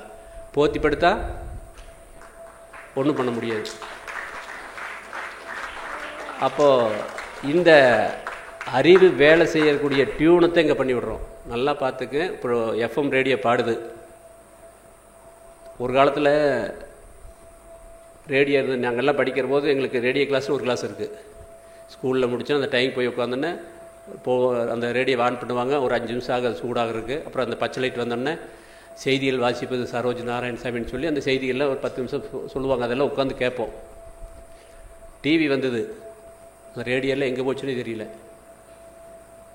எல்லாம் ரேடியோவே காண. நீங்கள்லாம் ரேடியோ பார்த்துக்கவே முடியாது. மறுபடிங்கிறது எஃப்எம் வந்தோடனே எல்லாருமே அதை கேட்க ஆரம்பிச்சிட்டேன். பஸ்ஸில் காரில் போவரில் கேட்க ஆரம்பிச்சிட்டு எல்லாத்தையுமே. அப்போ டெக்னிக்கலாக விஞ்ஞான மாற்றங்கள் எவ்வளோ ஆனாலுமே அந்த எஃப்எம் எதுக்குங்கிறது நல்லா சொல்கிறேன் கேட்டுங்க. எஃப்எம் அந்த ரேடியோ ஸ்டேஷனில் ஒளிபரப்புகிறாங்க. உங்கள் வீட்டில் அந்த ரேடியோ எஃப்எம்மை ப்ளக் போட்டு ரேடியோவில் வச்சுருக்கீங்க, இல்லை காரில் வச்சுருக்கீங்க. காரில் போகிறபோதோ பஸ்ஸில் போகிறபோதோ அதை ஆன் பண்ணி கேட்குறீங்கன்னா அந்த 93.5 டியூன் பண்ணி வச்சா மட்டும்தான் அது பாடும், இல்லைன்னா அது பாடாது. நல்லா புரிஞ்சுக்கு. ரேடியோவும் இருக்குது, ஸ்டேஷனில் ரிலேயும் பண்ணுவாங்க, கரண்ட்டும் இருக்குது, எல்லா விஷயமே இருக்குது. ஆனால் அதை மைண்டை அந்த முள்ளை கொண்டு போய் கரெக்டாக 93.5 வச்சா மட்டும்தான் அது பாடும். அந்த வேலை தான் உங்களுக்கு மனவளக்கலை பயிற்சியில் சொல்லி கொடுத்துருக்குறாங்க. உங்களை டியூன் பண்ணுறது தான் சொல்லி கொடுத்துட்ருக்குறோம்.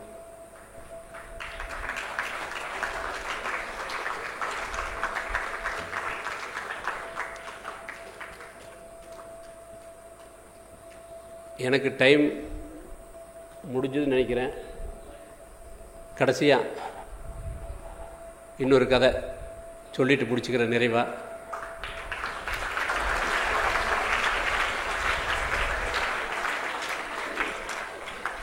இந்த கதை முடித்த பின்னாடி இது வரைக்கும் நான் கேள்வி கேட்டிருந்தேன், நீங்கள் பதில் சொல்லிட்டு இருந்தீங்க. இது முடித்த முன்னாடி குமரசெல்வம் சொன்னாப்புல அவங்கெல்லாம் கேள்வி கேட்பாங்க, நீங்கள் பதில் சொல்லணும் அப்படின்னாங்க. அதனால் நான் ஒரு 5 நிமிஷத்தில் இந்த கதையை முடிச்சுக்கிறேன். இது கேள்வியாக இருக்குது, நல்லா உன்னிப்பாக கேட்டுக்குங்க. இந்த கதைக்கு பின்னாடி உங்களுக்கு ஒரு கேள்வி கேட்பேன், நீங்கள் இதே மாதிரி பதில் சொல்லணும், இல்லாட்டி கை தூக்க வேண்டியதாக இருக்குது.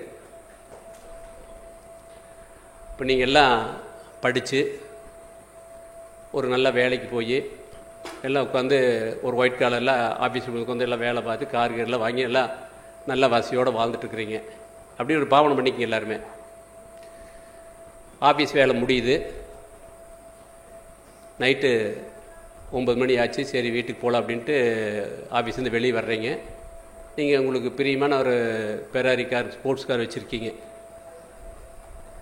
அந்த காரில் ஏறி ட்ரைவ் பண்ணிட்டு போகிறீங்க. அந்த காரில் 2 சீட் தான் இருக்குது. நீங்கள் ஓட்டுற சீட் ஒன்று இருக்குது, பக்கத்தில் ஒரு சீட் இருக்குது, அவ்வளோதான் இருக்குது. பின்னாடியெல்லாம் சீட் இருக்காது. நல்லா யூத்தாக இருக்கனால அந்த ஸ்போர்ட்ஸ் கார் வச்சுருக்கீங்க. ட்ராவல் பண்ணி ட்ரைவ் பண்ணிட்டு போகிறீங்க. அன்றைக்கி பார்த்து நல்ல மழை, மின்னல், இடி இடிக்குது. பயங்கரமாக வெடி அடிச்சோன்னா எல்லாம் கரண்ட் கட் ஆகிடுது. மரமெல்லாம் முறிஞ்சு வந்துடுது. கம்ப்ளீட் கரண்ட் கட் ஆகி டார்க் ஆகிடுது, எல்லாம் இருட்டாகிடுது. நீங்கள் அந்த கார் வெளிச்சத்தில் போகும்போது ஒரு பஸ் ஸ்டாப் தென்படுது. எல்லாம் இருட்டில் கம்முன்னு இருக்கிறாங்க. எல்லாருமே பஸ் ஸ்டாப்பில் ஒரு 3 பேர் நிற்கிறாங்க.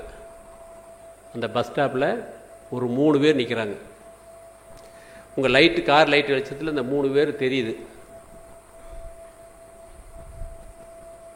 ஒன்று, ஒரு அம்மா பிரசவ வழியில் துடிச்சிட்டு இருக்கிறாங்க. அவங்கள கொண்டு போய் ஹாஸ்பிட்டலில் கொண்டு போய் சேர்த்துலைன்னா 5 நிமிஷத்தில் அவங்க இறந்துருவாங்க. அந்தளவுக்கு பிரசவ வழியில் துடிச்சிட்டு இருக்கிறாங்க. அந்த இருட்டில் ஒன்றும் பண்ண முடியாது, துடிச்சிட்டு இருக்கிறாங்க. அடுத்தது, நீங்கள் எல்லாம் இந்தளவுக்கு உயருக்கு காரணமாக இருந்த ஒரு காட்ஃபாதரோ இல்லை ஒரு ஆசிரியர், டீச்சரோ, உங்களுக்கு தெரிஞ்சவர், நீங்கள் இந்தளவுக்கு வளர்க்கு அவர் தான் காரணம். அவர் நிற்கிறார். அடுத்தது, நீங்கள் கல்யாணம் பண்ண போகிற பொண்ணு, உங்கள் லவ்வர் நிற்கிறாப்புல. சத்தத்தை காணோம். சத்தம் போடுற வயசு அப்போ அது. இதுக்கு நேரம் பயங்கரமாக சத்தம் போட்டுருக்கோம். நீங்கள் உங்கள் லவ்வர் நிற்கிறான்னு ஒருத்தருமே கம்முன்னு இருக்கிறீங்க. Right, okay.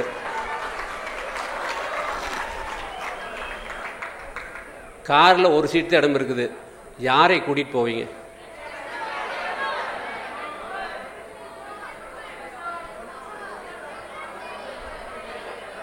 சரி, ஓகே, வந்துடலாம். சரி, பிரசவ வழியில் துடிச்சிட்டு போகிற அந்த அம்மாவை ஹாஸ்பிட்டல் கூட்டிகிட்டு போகிறவங்களாம் கொஞ்சம் கை தூக்குங்க. சரி, என்னைக்கு பார்த்துக்க, ஓட்ட பார்த்துக்க. நீ எப்படின்னா அடுத்தது காட்ஃபாதர், அவர்களே நீங்கள் இல்லை, அவர் கை தூக்குறலாம் கொஞ்சம் தூக்குங்க. என்ன கர்ணம் பரம்பரை இவ்வளோதானா? நன்றி விசுவாசம் மறந்துட்டீங்க எல்லாருமே. சரி, ஓகே. நெக்ஸ்ட்டு, உங்கள் லவ்வரை கூட்டிகிட்டு போகிறவங்களாம் கை தூக்குங்க. சரி, ஓகே. கை தூக்காதுங்களா யாரு? உங்கள் பதில் என்ன? வாழ்க வளமுடன். சொல்லுமா, ஒன்று இருக்க சொல்லுறியே, சொல்லப்பா. உன் பேர் என்ன? கவின் கல்யாண். அவருக்கு ஒரு கை தட்டு கொடுங்க எல்லாம்.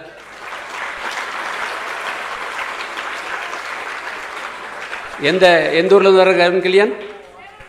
சேலம். எந்த ஸ்கூலு? Very good. அந்த பையன் சொன்னது நல்லா ஒன்று இருக்க. நான் திருப்பி சொல்கிறேன். நான் சொல்ல, கவின் சொன்னது சொல்கிறேன். அவரு கார் விட்டு இறங்கி அந்த காட்ஃபாதர்கிட்ட சாவியை கொடுத்து அந்த பிரசவ வலி துடிக்கிறாமா ஹாஸ்பிட்டல் கூட்டிகிட்டு போன்னு சொல்லிட்டு அவர் லவரோட போயிடுவாராமா.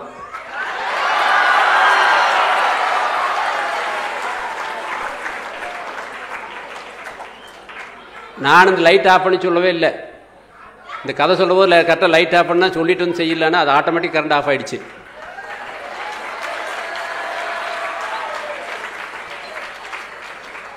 இருந்தாலும் பரவாயில்ல, மைக் வேலை செய்யுது, எப்படியே பேசலாம், நல்லா தான் இருக்குது. இதுவும் ஒரு நல்ல இமேஜாக தான் இருக்குது, ஒன்றும் பிரச்சனை இல்லை. இப்போ இந்த கதை எதுக்கு சொல்கிறேன்னு கேட்டு புரிஞ்சுக்கலாமே. இதில் பதில் சொன்னவங்க எல்லாருமே ஒரு நிமிஷம் யோசனை பண்ணியிருந்தீங்கன்னா கவின் சொன்ன மாதிரி பதில் சொல்லியிருக்கலாம். நாம்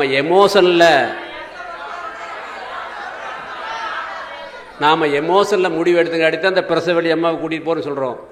அதனால தான் அந்த எமோஷனும் வேண்டாம், அந்த அலட்சியம் வேண்டாம், அறியாமையும் வேண்டாம். எல்லா விவரம் தெரிஞ்சு எதையுமே அலட்சியப்படுத்தாத பொறுமையாக ஒரு நிமிஷம் சிந்தனை பண்ணோம்னா எல்லா செயலும் நீங்கள் பண்ணுற ஒவ்வொரு செயலும் உங்களுக்கு பாதகம் வரக்கூடாது, உங்கள் குடும்பத்தில் இருக்கிறவங்களுக்கு பாதகம் வரக்கூடாது, சமுதாயத்துக்கு நல்லதாக இருக்கணும். இதை மைண்டில் வச்சுக்கு. எந்த முடிவு எடுத்தாலுமே இனிமேல் நீங்கள் எந்த பிரச்சனைக்கு போய் முடிவு எடுத்தாலும் இந்த காருக்கு தான் ஞாபகத்துக்கு வந்துடணும். எதை எடுத்தாலுமே நம்முடைய தனிப்பட்ட முறையில் நீங்களும் பாதிக்கக்கூடாது, சமுதாயம் பாதிக்கக்கூடாது, சொந்த பந்தம் பாதிக்கக்கூடாது, குடும்பம் பாதிக்கக்கூடாது. 3 பேர்த்தையும் காப்பாற்றக்கூடிய அளவுக்கு நீங்கள் முடிவு எடுத்தீங்கன்னா அப்போ தான் இந்த மனவளக்கலை பயிற்சி எடுத்துகிட்டு போய் நீங்கள் அதை அப்ளை பண்ணுங்கிறதுக்கு அடையாளம். செய்வீங்களா? இரையாற்றல் பாரு கரெக்டாக அந்த லைட் ஆஃப் பண்ணணுன்னு கதைக்கு லைட் ஆஃப் பண்ணியே லைவே காமிச்சிடுச்சு. ஓகே, இந்த கதைங்க ஆரம்பிச்சுக்குங்க. நீங்கள் எல்லாருமே இந்த ஆழியார் வந்து உங்களுடைய ஆறாவது சிந்தனைக்கு சிந்திக்கக்கூடிய சூழ்நிலை ஏற்படுத்தி கொடுத்து, எந்த சூழ்நிலை வந்தாலுமே இந்த கார் கதையில் முடிவெடுக்க மாதிரி எடுத்து நீங்கள் உங்களுடைய குடும்பத்து ஃபஸ்ட்டு நல்லா புரிஞ்சுக்க. நீங்கள் உங்களுடைய மனசு அமைதியாக இருக்கணும், மகிழ்ச்சியாக இருக்கணும், சந்தோஷமாக இருக்கணும், ஆனந்தமாக இருக்கணும், மன நிறைவாக இருக்கணும், மன அமைதியோடு இருக்கணும், உடம்பு ஆரோக்கியமாக இருக்கணும். உங்கள் குடும்பத்தில் இருக்கிறவங்க அத்தனை பேர்த்தையும் காப்பாற்றுற காட்ஃபாதராக நீங்கள் இருக்கணும். இத்தனைக்கு வந்து பொருளாதாரம் வேணும். இந்த பொருள் சம்பாதிக்கக்கூடிய நல்ல தொழிலை, தூய்மையான விலையில் நேர்மறையில் சம்பாதிக்கக்கூடிய தொழிலை தேர்ந்தெடுத்து நல்லா பண்ணுங்கள். பண்ண முன்னாடி சொந்த பந்தத்துக்கு ஹெல்ப் பண்ணுங்கள். அதுக்கடுத்தபடி இந்த சமுதாயத்துக்கு ஹெல்ப் பண்ணுங்கள். இதுதான் நீங்கள் இங்கே படித்த 5 படிக்கட்டாக இருக்க வேண்டும் என்று கேட்டுக்கொண்டு,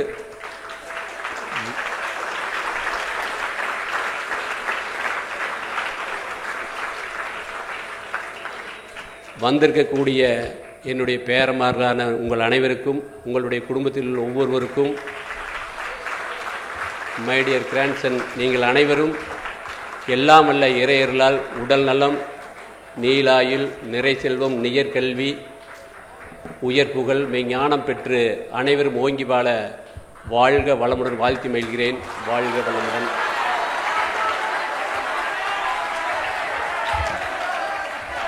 வாழ்க வளமுடன். தங்க யாருக்காவது டவுட் இருந்தால் ஹேண்ட் ரைஸ் பண்ணுங்க.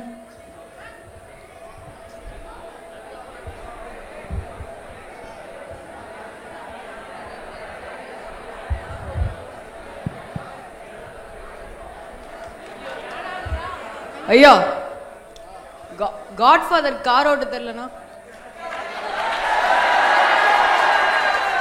காட்ஃபாதர் கார் ஓட்ட தெரியலனா? நாங்க இல்ல. இப்போ இதெல்லாம் கதை ஒரு அளவுக்கு சொல்கிறது தான் முடியும். நீங்கள் அதுலேருந்து அப்ளை பண்ணிக்கணும். மேலேயே வந்து இப்படி குறுக்கெல்லாம் கேள்வி கேட்டு நம்மளை தடை அடிச்சது எப்படியப்பா? அதாவது நான் வந்து எல்லாத்துக்கும் யாருக்கு இடைஞ்சல் இல்லாமல், யாருக்கு துன்பம் கொடுக்க முடியாது, நம்ம பண்ணுற செயல் எல்லாத்துக்கும் விளைவேறி இருக்குது. நானாக ஒரு கதையை ஜோடர் பண்ணி உங்களுக்கு சொல்லியிருக்கிறேன். இந்த கதையில் இருக்கிற சப்ஜெக்ட் மட்டும் எடுத்துக்கங்க. குறுக்கு கேள்வி கேட்டோம்னா அதுக்கு பதில் எங்கிட்ட இல்லை. வாழ்க வளமுடன். ஐயா ஐயா ஐயா கேக்குது ஐயா? நீங்க சொன்னீங்களா ஐயா, நெசவு தொழிலாளருக்காக இந்த கம்பெனி ஆரம்பிச்சிங்கன்னு? நீ ஏதாவது சமயத்தில் வந்து இந்த கம்பெனியை வந்து விட்டுட்டு நம்ம வந்து காசு சம்பாதிக்கணும்னு சொல்லிட்டு யோசிச்சிங்களா? இன்னைக்கு வரைக்கும் இல்லை. நன்றி ஐயா.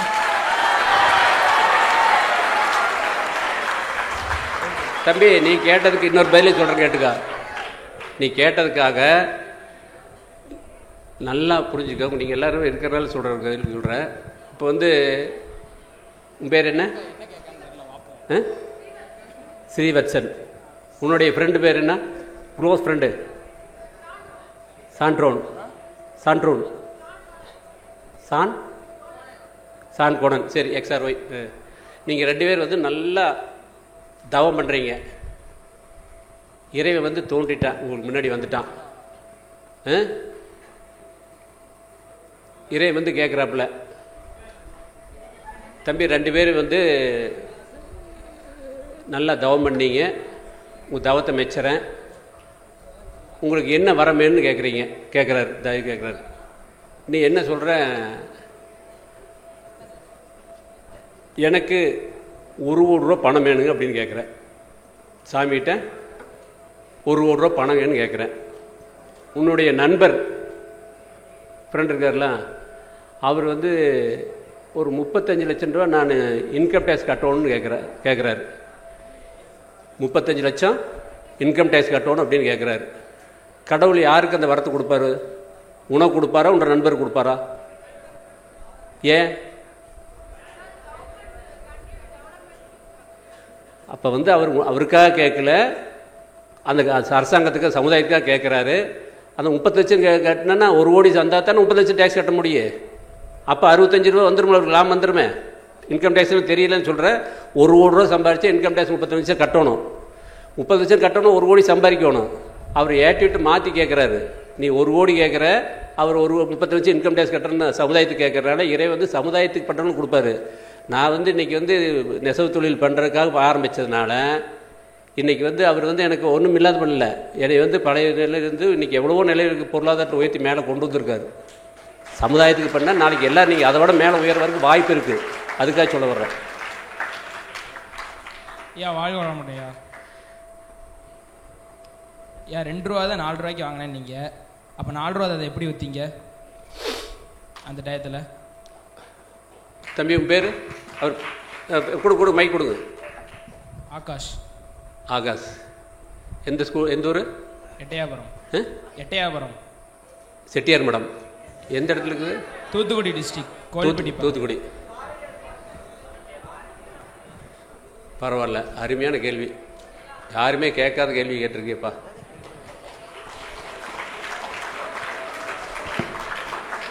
இப்போ நான் வந்து வியாபாரம் பண்ணிட்டு இருக்கிற காலத்தில் எல்லாரும் வேட்டி வந்து தயார் பண்ணி கொண்டு போய் கடையில் விற்கிறது 45 ரூபாய்க்கு வேட்டி விற்பாங்க. மார்க்கெட்டில் விற்கிறது எல்லாமே. இப்போ நான் 2 ரூபா 2 மீட்டர் ஒரு வேட்டிக்கு 2 மீட்டர் ஞாபகம் வச்சுங்க. ஒரு வேட்டி கட்டினா சிங்கிள் வேட்டிக்கு 2 மீட்ரு. அப்போ ஒரு வேட்டி வேணால் 2 மீட்டருக்கு 4 ரூபா கூலி சேர்ந்துக்கு.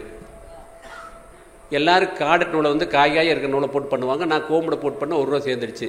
அப்போ வந்து என்னுடைய வேட்டி வந்து நான் மார்க்கெட்டில் கொண்டு போய் எல்லா சாம்பிளெல்லாம் ரெடி பண்ணி கொண்டு போய் கடையில் கொண்டு போய் முதல்ல ஆந்திராவில் திருப்பதி பக்கத்தில் புத்தூர் அப்படின்னு ஜமுனா கிளாஸ் ஸ்டோர் ஒரு கடை. அந்த கடையில் கொண்டு போய் ஃபஸ்ட்டு ஆர்டர் காமிக்கிறேன், சாம்பிள் காமிக்கிறேன். அவர் வேட்டி பார்க்குறாரு, தொட்டு பார்த்து குவாலிட்டி நல்லா இருக்கே அப்படிங்கிறாரு. ஐயா இது மாதிரி நான் புதுசாக ஆரம்பிச்சிருக்கிறேன், இது மாதிரி வேட்டி சாம்பிள் கொண்டு வந்திருக்கிறேன் அப்படின்னு. பரவாயில்ல, அந்த 6 வருஷமாக பழகிட்டு நான் பாட்டிக்கிட்டேன். அதனால் அவர் வந்து பார்த்து வேட்டி பார்த்துட்டு சரி என்ன விலை அப்படின்னு கேட்குறாரு. 50 ரூபா அப்படின்னு சொல்கிறேன். அதை பார்த்துட்டு இப்போ 4-5 இதில்கிட்ட வியாபாரம் பண்ணுறவங்களாம் 45 ரூபாய்க்கு கொடுத்துட்ருக்குறாங்க.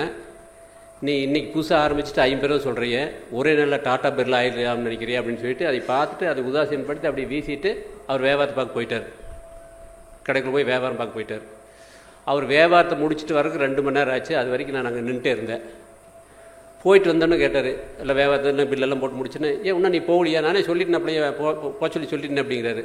இல்லையா உங்கள்கிட்ட கொஞ்சம் பேசணும் அப்படின்னு. சரி சொல்ல, நல்ல வியாபாரம் ஃப்ரீயாக சொல்லு அப்படின்னாரு. உங்களுக்கு சொன்ன கதையை அப்படியே அவருக்கு சொன்னேன். உங்களுக்கெல்லாம் இப்போ சொன்ன பார்த்தியா, நெசவாளர் 3 வேளை சாப்பிடல, பொழுதுனி குடித்தாங்க, அவங்க சட்டை போடல, அவங்க உடம்பெல்லாம் ஒட்டி கிடந்தது அப்படின்னு இந்த கதையெல்லாம் சொன்னோன்னே அவர் அப்படியே கண் கலங்கி எந்திரிச்சின்னு கையை பிடிச்சிட்டு, இந்த சின்ன வயசில் உனக்கு இப்படி ஒரு சிந்தனை எப்படி வந்தது அப்படின்னு சொல்லி என்னை பாராட்டி ஆர்டர் கொடுத்து அனுப்பிச்சார்.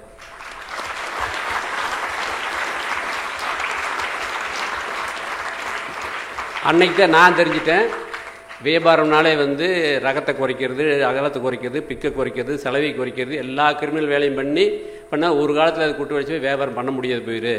ஆனால் நல்ல தரத்தை கொடுத்து உண்மையை சொன்னோம்னா, எல்லோரும் இன்றைக்கி நல்ல முறையை நம்மளை ப்ரெசென்ட் பண்ணோம்னா, வித்தியாசப்படுத்தி ப்ரெசென்ட் பண்ணும்போது வந்து அவங்க அக்செப்ட் பண்ணி ஆர்டர் கொடுப்பாங்கிற போது அந்த உண்மைக்கு ஒரு வேல்யூ இருக்குங்கிறத அந்த சம்பவத்தை உணர்ந்து இன்றைக்கு வரைக்கும் அந்த உண்மையை ராமராஜ் கடைப்பிடிச்சிட்டு இருக்குது.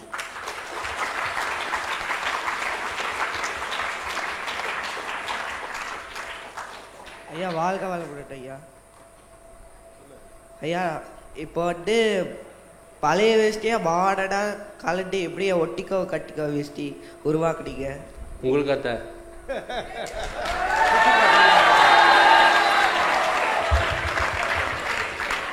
இப்போது எம்பிஏ ஸ்டூடெண்ட்டில் எல்லாமே வந்து வருஷத்தில் எப்படியும் ஒரு 10 தடவை எம்பிஏ ஸ்டூடெண்ட்டுக்கெல்லாம் வந்து என்டர்பிரனருக்கு ஒரு மோட்டிவேஷன் ஸ்பீச் கொடுக்க காலேஜில் கூப்பிடுவாங்க.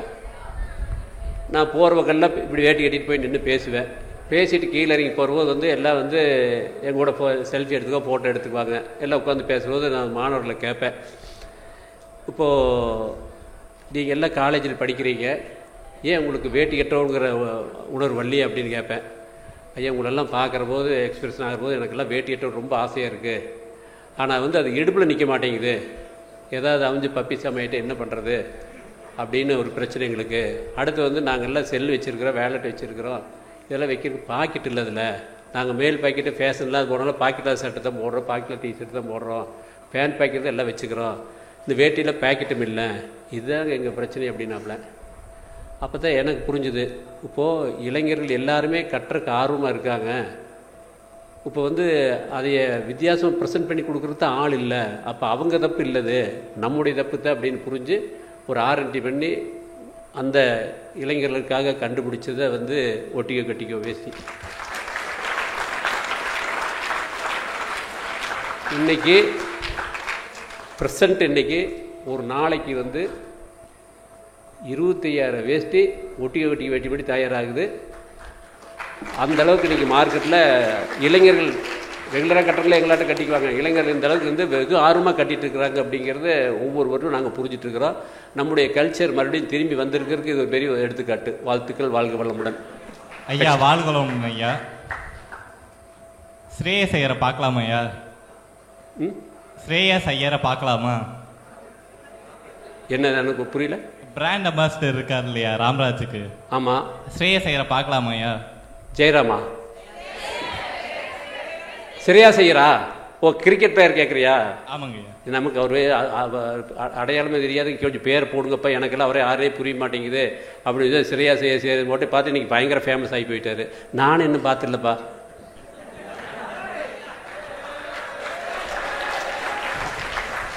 ஐயா பார்க்கலாம், ஒரு நாளைக்கு கூட்டிட்டு வர்றேன். உங்களுக்கு பிஸ்னஸ் ராம்ராஜ் ஸ்டார்ட் பண்ணும்போது யார் உங்களுக்கு மணி கொடுத்ததுங்க? பேரண்ட்ஸும் தெரிலீங்க. எப்படி எப்படி உங்களுக்கு ராம்ராஜ் ஆரம்பிக்கும் போது மணி யார் கேபிட்டல் இன்வெஸ்ட்மெண்ட் பண்ணுது? பேரண்ட்ஸ் கொடுக்கல. 83,000 ரூபா எல்லாம் ஃப்ரெண்ட்ஸ் சர்க்கிளில் சேர்த்து நான் கொஞ்சம் சேர்த்து வச்சது பிடிச்சி எல்லாம் சேர்ந்து ஒரு 83,000 சேர்ந்தது. எல்லாம் நண்பர்கள் வட்டாரம் எல்லாம் ஒரு 5,000 10,000 இப்படி தான் கொடுத்தாங்க. எல்லாருமே நம்ம பழக்கத்தில் இருக்கிறவங்கெல்லாம் கொடுத்தாங்க. எங்கள் முதலாளி ஒரு 10,000 கொடுத்தாரு. இப்படி எல்லாம் சேர்ந்தது 83,000 ரூபா.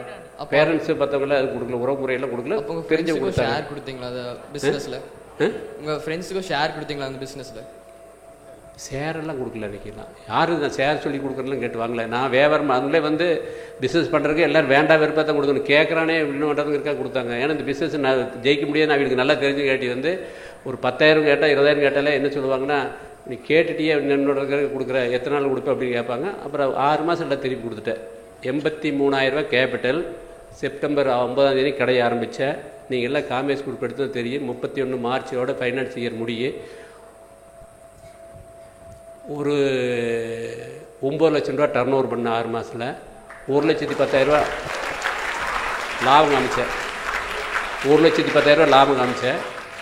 அப்போ வந்து அந்த பேலன்ஸ் ஷீட்டோடைய ரேஷியோ டில் 42 வருஷம் ஆச்சு. இன்றைக்கி வரைக்கும் அந்த ரேஷியோ இல்லை. ஃபஸ்ட்டு 6 மாதத்தில் ரேஷியோவை இன்னும் ஞாபகம். அந்த பேலன்ஸ் ஷீட் அப்படியே ஞாபகம் இருக்குது. ஏன்னா அந்த பேலன்ஸ் ஷீட் நானே போட்டேன். ட்ரையல் பேலன்ஸ் ஷீட்டு எல்லாம் போயிட்டு profit and loss account, trading account எல்லாம் பேசி முடிச்சு பண்ணி 1,10,000 ரூபா லாபம் காமிச்சு வாங்குங்கெல்லாம் திருப்பி கொடுத்தேன். கைமாற்ற வாங்கினது திருப்பி கொடுத்துட்டேன். ஏன்னா இந்த தொழிலில் வந்து நம்பகத்தன்மையை வந்து பார்ட்னர் சேர்க்கறதுக்கு ஆள் இல்லை. எல்லாம் வியாபாரமெல்லாம் விட்டுட்டு போயிட்டு இருக்கிற போது நம்பகத்தன்மையை வரல. நமக்கு ஒரு கான்ஃபிடண்ட்டாக பண்ணுகாட்டி நான் யாரையும் பார்ட்னர்ஷிப் சேர்த்துறதுலாம் கூப்பிடல. தனிப்பட்ட முறையில் தான் பண்ணிச்சு. கைமாற்று வாங்கி பண்ண கைமாற்று கொடுத்துட்டேன். வித் இன்ட்ரெஸ்ட்டோடு கொடுத்துட்டேன். ஓகேவா? ஐயா வாழ்க வளமுடன். உங்கள் லெஃப்டில் இங்கே ஐயா எமோஷன்ஸில் டிசிஷன் எடுக்க வேணாம்னு சொல்கிறீங்க. ஒரு நல்ல ப்ரெசன்ஸ் ஆஃப் மைண்ட் வரதுக்கு என்ன பண்ணணும்? மனசு தூய்மையை வச்சுக்கணும், தெளிவாக வச்சுக்கணும். ஐயா ஐயா வாழ்க வளமுடன். ஐயா ஐயா ராம்ராஜ்னு ஏன் என் பேர் வச்சுங்க? அப்பா பேர் ராமசாமி, RAM. என் பேர் நாகராஜ், லாஸ்ட் RAJ. ரெண்டையும் சேர்த்துனேன்.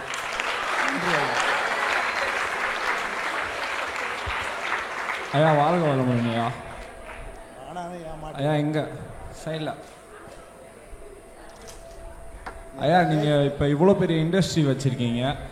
அதுவும் இல்லாமல் இது முழுக்க முழுக்க லேபர் இன்டென்சிவ் இண்டஸ்ட்ரியாக வேறு இருக்குது. இடையில நீங்கள் எதுவும் ப்ராப்ளம் ஃபேஸ் பண்ணீங்களா ஐயா? நான் தொழில் பண்ண ஆரம்பித்ததே வந்து பிகினிங்லேருந்தே வந்து எங்கூட இருக்கக்கூடிய நெசவாளர்கள் வாழ்வாதாரம் உயரணும், எங்கிட்ட வேலை செய்கிறவங்களுடைய வாழ்வாதாரத்தை காப்பாற்றணும் அப்படிங்கிற ஒரு பாலிசியோடைய பண்ணணுங்காட்டி மணி டிமானிசேஷன் வந்தபோதுமே நான் வந்து என்ற நிறுவனம் பாதிக்கலை. கோவிட் வந்தபோதுமே வந்து எல்லாருமே சம்பளத்தை நிறுத்திட்டாங்க. நான் வருஷம் அந்த கோவிட் டைம் கூட சம்பளம் கொடுத்தேன்.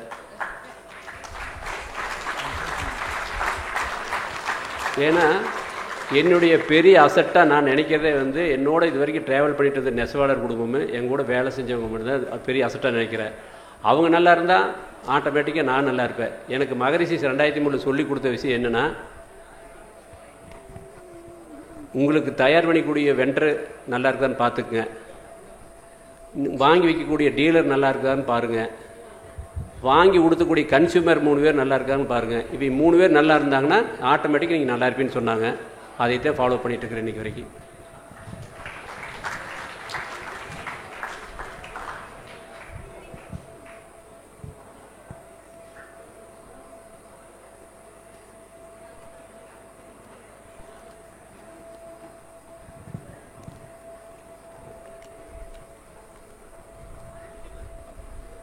பிடிச்சிடாமா? ஏதாவது கை தூக்குற ஒருத்தர் ஒரு மைக் கொடுக்கவருக்கு. ஏழைகள் வரைக்கும் டைம் சொல்லியிருக்காங்க. அதனால் கேள்வி இருந்தால் கேட்கலாம், இல்லாட்டி நிறுத்திக்கலாம், ஒன்றும் பிரச்சனை இல்லை. இருக்கா? கேளுங்க கேளுங்க. ஆனால் ஏழைகளும் முடிச்சுக்கணும். ஐயா வாழ்க வளமுடன். இப்போ வந்து யாரும் ஆஃபீஸ் போகும்போது வேட்டி சட்டை யாரும் அணிஞ்சுன்னு போகிறதில்ல.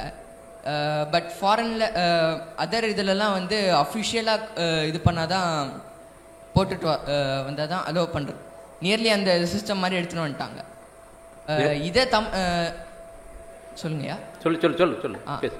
இதை நம்ம தமிழ்நாட்டில் இருக்க இண்டஸ்ட்ரீஸில் மட்டும் வேட்டி சட்டை போட்டால் தான் ஆஃபீஸில் அலோவ்டுன்னு சொன்னால் எல்லாரும் வேட்டி சட்டை வாங்குவாங்களா? நான் சிஎம்மான இந்த ஆர்டர் போட்டுறேன். இன்னும் ஒரு கேள்வி. அதாவது ஒரு ஒரு இதுக்குள்ளே கிளப்புக்குள்ளே போகிறதுக்கு வேட்டி கட்டிட்டு போகிறதுக்கு விடலை. ஒரு வக்கீல் வந்து வேட்டி கட்டிட்டு போகிறபோது விடலை. அவர் வந்து கேஸ் போட்டார். அவர் கேஸ் போட வச்சு நான் போட வச்சு அப்போ வந்து சிஎம் வந்து மேடம் ஜெயலலிதா இருந்தாங்க. அப்போ வந்து அவங்கள போய் நேரடியாக பார்த்து நம்முடைய வேட்டி வந்து தேசிய உடை, இது நம்முடைய நெசவாளர் குடும்பம் இத்தனை பேர் இருக்குது, மகாத்மா காந்தி சுதந்திரத்துக்கு உபயோகப்படுத்துறது 2 டூல், ஒன்று வந்து அகிம்சை, இன்னொன்று வந்து வேட்டி. இந்த மாதிரி ஒரு விஷயத்தை வந்து அவமானப்படுத்துகிற மாதிரி இந்த கிளப்புகள்லாம் பண்ணுறாங்க அப்படின்னு சொன்னோன்னே, வேட்டி கட்டின சிஎம்கள்லாம் இருக்கிற போது கூட போடாத ஆர்டரை சீலை கட்டின சிஎம் வேட்டி கட்டிட்டு எல்லா இடத்துக்கு வரணும், வந்தால் தடை பண்ண அவங்களை வந்து அஃபென்ஸ்ன்னு சொல்லி ஆர்டரே போட்டு வச்சுருக்காங்க. அன்னைக்கு 1983 பார்ப்பா, அந்த காலத்து பழைய வளர்த்தெல்லாம் சினிமா படத்தெல்லாம் பார்த்தீங்கன்னா போய் பாருங்கள், பிளாக் அண்ட் ஒயிட் படம்லாம் பார்த்தீங்கன்னா ஹீரோ எல்லாம் கோட் சூட் போட்டிருப்பாங்க. அந்த இருக்கிற கீழே வேலை செய்கிற வேலையாட்கள் அவையெல்லாம் வந்து இடுப்பு வேட்டி கட்டிட்டு கிழிச்சிட்டு துண்டு கட்டிட்டு ஒரு வேலைக்கார ஒரு கிராமத்துக்காரனை படிக்காத தான் காமிச்சிட்டு இருப்பாங்க. ராமராஜ் வந்த முன்னாடி எஜமான் அஜித் வேட்டி கட்டிலாம் வந்த முன்னாடி எல்லா படத்துலையும் வேட்டி சீன் கண்டிப்பாக வரும். அப்போ வேட்டி வளர்ந்துருக்குதான்னு அர்த்தம். எந்த டிவியில் வாரு, எந்த படத்தில் வாரு, இன்றைக்கி எல்லாம் இந்த ஸ்டேட்டில் நார்த் இந்தியாவில் அமிதாப் பச்சன் பையன் அபிஷேக் பச்சன் இன்றைக்கி வேட்டி கட்டி டான்ஸ் ஆடிட்டு இருக்காரு. அந்தளவுக்கு ராமராஜ் பண்ணியிருக்கு. அதனால் கல்ச்சரை நாம தான் டெவலப் பண்ணணும். அது சட்டம் போட்டு கொண்டு வரக்கூடாது. அதைய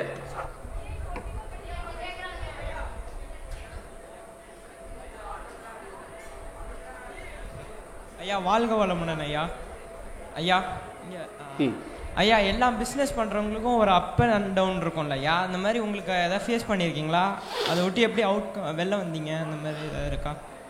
வியாபாரம்னாலே லாபம் நஷ்டம் கலந்து வர்றதான். அதிலெல்லாம் வந்து எந்த மாட்டு கருதும் இல்லை. நான் மட்டும் அதுக்கு தனி விதிவிலக்கெல்லாம் கிடையாது. நூல் விலை ஏறிச்சு அப்படின்னா ஆட்டோமேட்டிக்காக நட்டம் வரும். நூல் விலை இறங்குச்சு அப்படின்னா கையில் ஸ்டாக் நடத்த வித்தாகணும். இது வந்து எப்படின்னா, இப்போ ஒரு ட்ரெயினில் வந்து இப்போ நம்ம சென்னை போகணும்னு முடிவு பண்ணிக்கிறோம். ட்ரெயின் டிக்கெட் ஏறிட்டோம். காலையில் 5 மணிக்கு போய் சேரணும். 2 மணி நேரம் லேட் ஆகுதுன்னு சொல்கிறான்னு வச்சுக்குவேன். நாம் வந்து ரயில் விட்டு இறங்கிக்குமா? அப்போ ரயில் தானே உட்காந்துருப்போம். 2 மணி லேட்டாக போய் சேரலாம்னு. அதே மாதிரி தான் இது வியாபாரத்தில் ஏற்றம் இருக்க மாதிரி. தொலைநோக்கு பார்வையோடு போகிற போது வந்து மணி டிமாண்ட்ஸ் வந்து கோவிட் வந்தது, இந்த மாதிரி எல்லாம் வரும்போதெல்லாம் வந்து லாஸ் வரத்தான் செய்யும். சம்பளமாக கொடுக்குது, வேலையெல்லாம் சம்பளமாக கொடுக்குது, லாஸ் வரத்தான் செய்யும். பட் வந்து நான் வந்து அதுக்கு தாண்டி ஃப்யூச்சரில் பிளான் பண்ணி தான் கொண்டு போய் ஆகணும். எப்பவுமே பணத்தை வந்து சட்டப்பையில் தான் வச்சுக்கணும். மூளைக்குள்ளே வச்சுக்கூடாது, மண்டக்குள்ளே வச்சுக்கூடாது. வச்சுட்டு பிரச்சனை இல்லாத போயிட்டுருக்கு. ஐயா வாழ்க வளமுடன். ஐயா இங்கே இருக்கேன். ஐயா நீங்கள் வந்துட்டு கம்பெனி ஸ்டார்ட் பண்ணும்போது உங்களுக்கு உங்களோட பெற்றோர்கள் சில பேர் காசு ஹெல்ப் பண்ணல ஐயா ஸ்டார்ட் பண்ணுறதுக்கு. அதுக்கப்புறம் நீங்கள் கம்பெனி சக்ஸஸ் ஆனதுக்கப்புறம் அவங்க எப்படி ஐயா ரியாக்ஷன் பண்ணாங்க? எப்படி சொல்லுங்க. நீங்கள் வந்துட்டு கம்பெனி ஸ்டார்ட் பண்ணும்போது அவங்க உங்களுக்கு பெற்றோர்கள் அதுக்கப்புறம் சில பேர் உங்களுக்கு காசு கொடுத்து உதவலை ஐயா. அப்புறம் வந்துட்டு கம்பெனி சக்ஸஸ் ஆனதுக்கப்புறம் அவங்களோட ரியாக்ஷன் எப்படி இருந்துச்சு கேட்குறேன். அது எல்லாம் நல்லா தானே இருக்குது. ஜெயிச்சாச்சுன்னு எல்லாம் கை தட்டி தானே செய்வாங்க. உலகம் இயல்பே தானே. அதாவது நல்லா புரிஞ்சுக்குங்க. எப்பவுமே வந்து எந்த விஷயம் ஒரு நல்ல விஷயத்தை பண்ண இப்போ நீங்கள் நாளைக்கு போய் எல்லாம் வீட்டில் பயிற்சி பண்ணீங்க நல்ல முறையெல்லாம் இருந்தீங்கன்னா உங்கள் ஊடக ஃப்ரெண்டெல்லாம் என்னடா நேற்றுக்கு நல்லா தான் இருந்தேன் இன்றைக்கி வாழ்வடம்னு சொல்லிட்டு இருக்கிறேன் ஏண்டாம் வச்சு அப்படின்னு பேசுவானுங்க, எல்லாமே கிண்டல் பண்ணுவாங்க. அதுக்கெல்லாம் போன முன்னாடி இதையெல்லாம் மறந்துட்டு அவங்க பின்னாடி போக ஆரம்பிச்சிட்டிங்கன்னா நம்ம இந்த பயிற்சிக்கு பிரயோஜனம் இருக்காது. நீங்கள் போனோன்னு உங்களுடைய நடவடிக்கை போக்குவரத்தெல்லாம் பார்த்து அவங்க நாளைக்கு ஆளியாருக்கு வரணும். உங்கள் பின்னாடி வந்து நீங்கள் 10 பேர், அதாவது ஒரு 10 பேர் ஒன்று இருக்கிற இடத்துல வந்து ஒரு ஆள் சரியில்லாத ஆள் இருந்ததுன்னா அந்த கெட்ட பழக்கத்துக்கு 9 பேரும் சேர்ந்து போயிடுவோம். ஆனால் நீ இன்றைக்கி உள்ளே போகிற அந்த 9 பேர் சரியில்லாத இருக்கிற இடத்துல நல்ல பழக்கத்தை கொண்டு வர வேண்டிய மிகப்பெரிய பொறுப்பும் கடமை உனக்கு இருக்குது. அதை புரிஞ்சு பண்ணு. வாழ்த்துக்கள். வாழ்க வளமுடன். ஐயா வாழ்க வளமுடன். ஐயா இங்கே இருக்கேன். ஐயா ராம்ராஜோட சிம்பிளுக்கு என்ன அர்த்தம்? Ramraj small letter, capital letter RR இருக்குது, ஸ்மால் கேபிட்டல் லெட்டர், அவ்வளோதான். அதுதான் அர்த்தமாயா? அந்த லோகோ அந்த ராம்ராஜில் வந்து கவர்மெண்ட்டுடைய சிம்பிள் சிறுவிழிப்புத்தூர் டேபிள் 1 கோபுரத்தை தான் வச்சுருப்பாங்க, வாய்மையை வெல்லும் அப்படின்னு. நான் சென்ட்ரல் கவர்மெண்ட் ஸ்டேட் கவர்மெண்ட் சேர்த்து ரெண்டு டவரை வச்சுட்டேன், அவ்வளோதான்.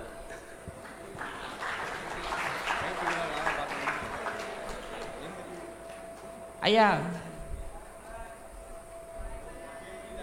ஐயா ஐயா இது நீங்கள் ஸ்ரேஷையரை பார்த்ததே இல்லைன்னு சொன்னீங்க. அப்போ எப்படியா அவங்க உங்கள் கம்பெனிக்காக நடிக்கிறாங்க? அட்வர்டைஸ் பிராண்ட் மேனேஜர் இருக்கிறாங்க, போகிறாங்க, பேசுகிறாங்க, எடுத்து வந்துடுறாங்க.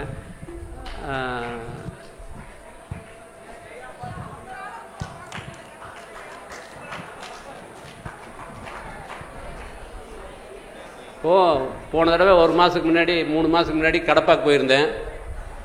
சுப்பமஸ்துன்னு ஒரு கடை ஓப்பனிங்கு. அங்கே குத்துவிளக்கு ஏற்றதுக்கு லக்கி பாஸ்கருடைய ஹீரோயின் மீனாட்சி சௌத்ரி வந்தாங்க. எனக்கு அவங்க அது வரைக்கும் நான் அது படம் பார்க்கல, ஒன்றும் பார்க்கல. எங்கள் கூட நின்னாங்க, எல்லாம் பண்ணாங்க. நான் யாரோ ஒரு பொம்பளை நிற்கிது அப்படின்னு நினச்சிட்டேன். அப்புறம் தான் சொன்னாங்க இது மாதிரி, சரி நீர் விட்டுட்டேன்.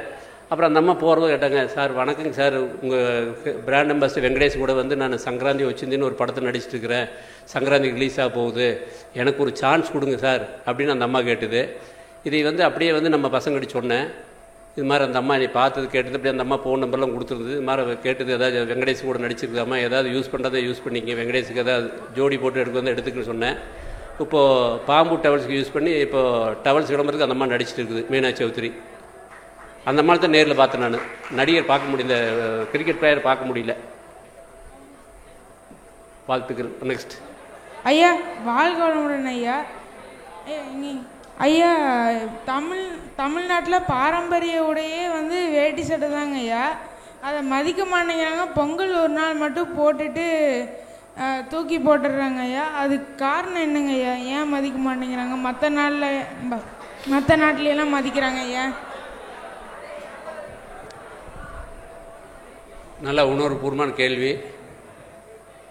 42 வருஷமாக இதுக்காக நான் வேலை பார்த்துட்டே இருக்கிறேன். இன்றைக்கி ஃப்ளைட் ஏறினேன் அப்படின்னா, 42 வருஷத்துக்கு முன்னாடி நான் ஃப்ளைட் ஏறுனா நான் ஒருத்தன் தான் வேட்டி கட்டியிருப்பேன். ஒரு ஃப்ளைட்டில் 180 பேர், இன்றைக்கி ஒரு 10 பேர் கட்டியிருக்காங்க.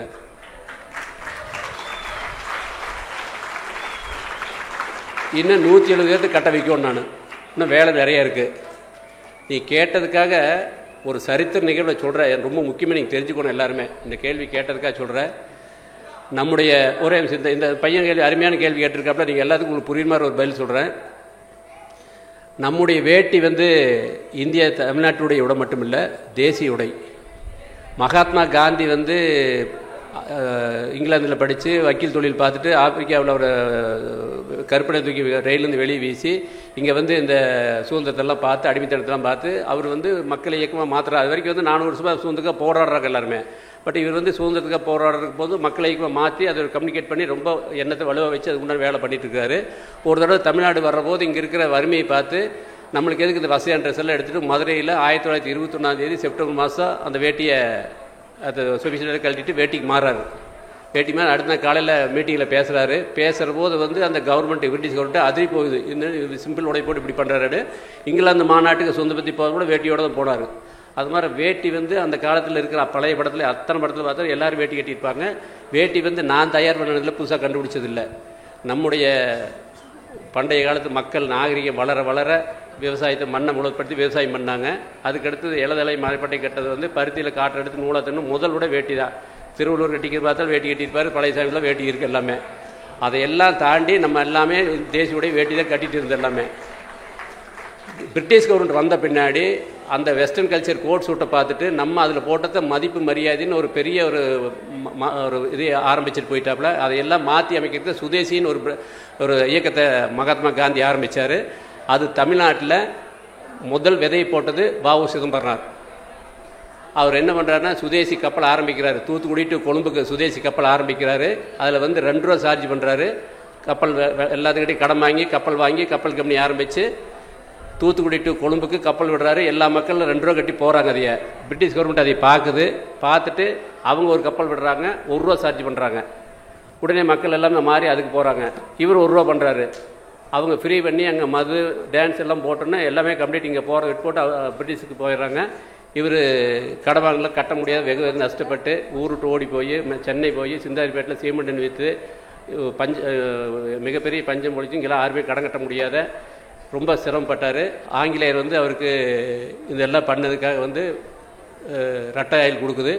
கோயம்புத்தூர் ஜெயிலில் செக் இழுக்கிறாரு. அந்த ஜெயிலில் செக் இன்றைக்கி இருக்குது, போய் பாருங்கள். இது எதுக்கு சொல்கிறேன் அப்படின்னா, நாம் சுதந்திரம் வாங்குற போது நம்முடைய இந்தியாவுடைய 1 ரூபாயுமே அமெரிக்க டாலர் ஈக்குவல். இன்றைக்கி 88 ரூபா. அப்போ பொருளாதாரத்தில் எல்லா நாடும் வந்து நான் வளரலைன்னா நம்மளுக்கு சுதேசி இல்லாத போச்சு. மேக் இன் இந்தியா நம்ம நாட்டில் இல்லை. அன்றைக்கி நம்மளுக்கு படிப்பு இல்லை, ஒன்றும் இல்லை. வ.உ.சிக்கு நம்ம சப்போர்ட் பண்ணாத விட்டுட்டோம்.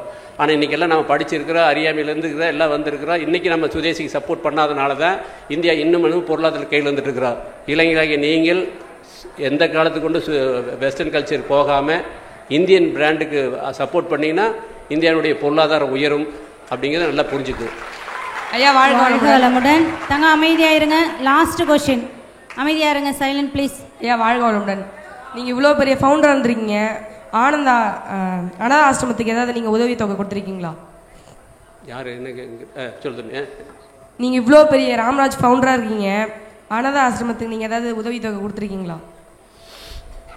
லட்சுமி லட்சம்பாளையத்தில் அவர் அனாசிரமே நடத்திட்டு இருக்கிறோம்.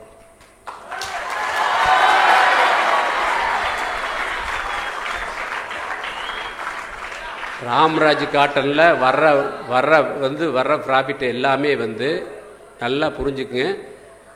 100% வந்து இன்கம் டேக்ஸ் கட்டுறோம், ஜிஎஸ்டி கட்டுறோம், சேல்ஸ் டேக்ஸ் கட்டுறோம், சர்வீஸ் டேக்ஸ் கட்டுறோம். எல்லாம் கட்டுவோங்க. மிச்சம் இருக்கிறத 50% ப்ரொடக்ஷனுக்கு, 50% மார்க்கெட்டுக்கு. வர லாபத்தில் ஒரு பகுதி வாழ்வு வளமுடன் செயல் பண்ணுறோம். கல்விக்கு அகரம் ஃபவுண்டேஷன் பண்ணுறோம். வெற்றின்னு ஒரு அமைப்பு பண்ணுறோம். அதுக்கு வந்து நம்முடைய கல்ச்சரெலாம் டெவலப் பண்ணுறதுக்கு ஒன்று பண்ணுறோம். வனம் இண்டியா ஃபவுண்டேஷன் நேச்சருக்கு பண்ணுறோம்.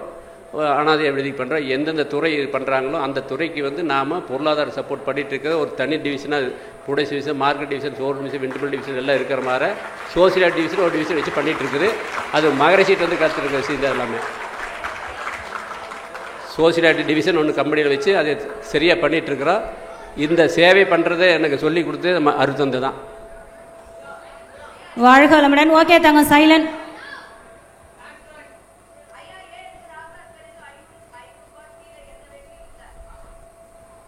இருக்கு 250 இருக்கு.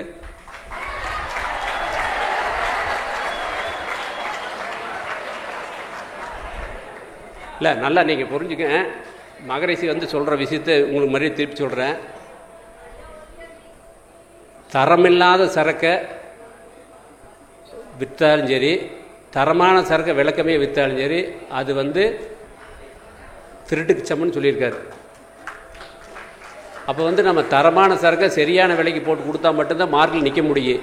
விளக்கமிக தரமில்லாத கொடுத்துட்டோம்னா நாளைக்கு மார்க்கில் நிற்க முடியாது. இந்த பிராண்டு பேச மாட்டாங்க.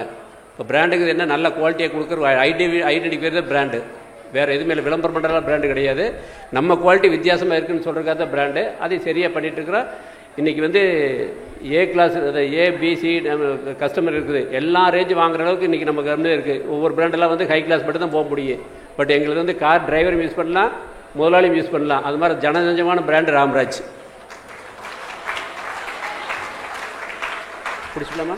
ஓகே தங்க, டைம் ஆயிடுச்சு, போதும். வாழ்க வளமுடன். வாழ்த்துக்கள். அதாவது நான் பேசுகிறதோட கூட பிரச்சனையே தெரியல.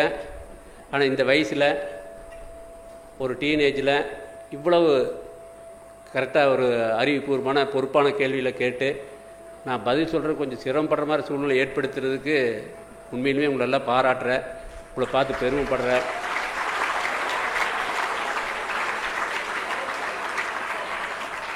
இந்த அறிவு, இந்த சிந்தனை, இந்த செயல் உங்களையும் உங்கள் குடும்பத்தையும் உங்களுடைய சொந்த பந்தத்தையும் உங்களுடைய தொழில் வளத்தையும் இந்த சமுதாயத்தையும் காப்பாற்றப்பட வேண்டும் என்று கேட்டுக்கொண்டு உங்கள் அனைவருக்கும் மீண்டும் ஒரு முறை வாழ்த்துக்களை கூறி இந்த ஏற்பாடு செய்த ஆலியார் அறிவித்தலுடைய ஆசிரியர்களுக்கும் என்னுடைய பாராட்டுகள் நன்றிகளையும் தெரிவித்துக் கொள்கிறேன். வாழ்க வளமுடன்.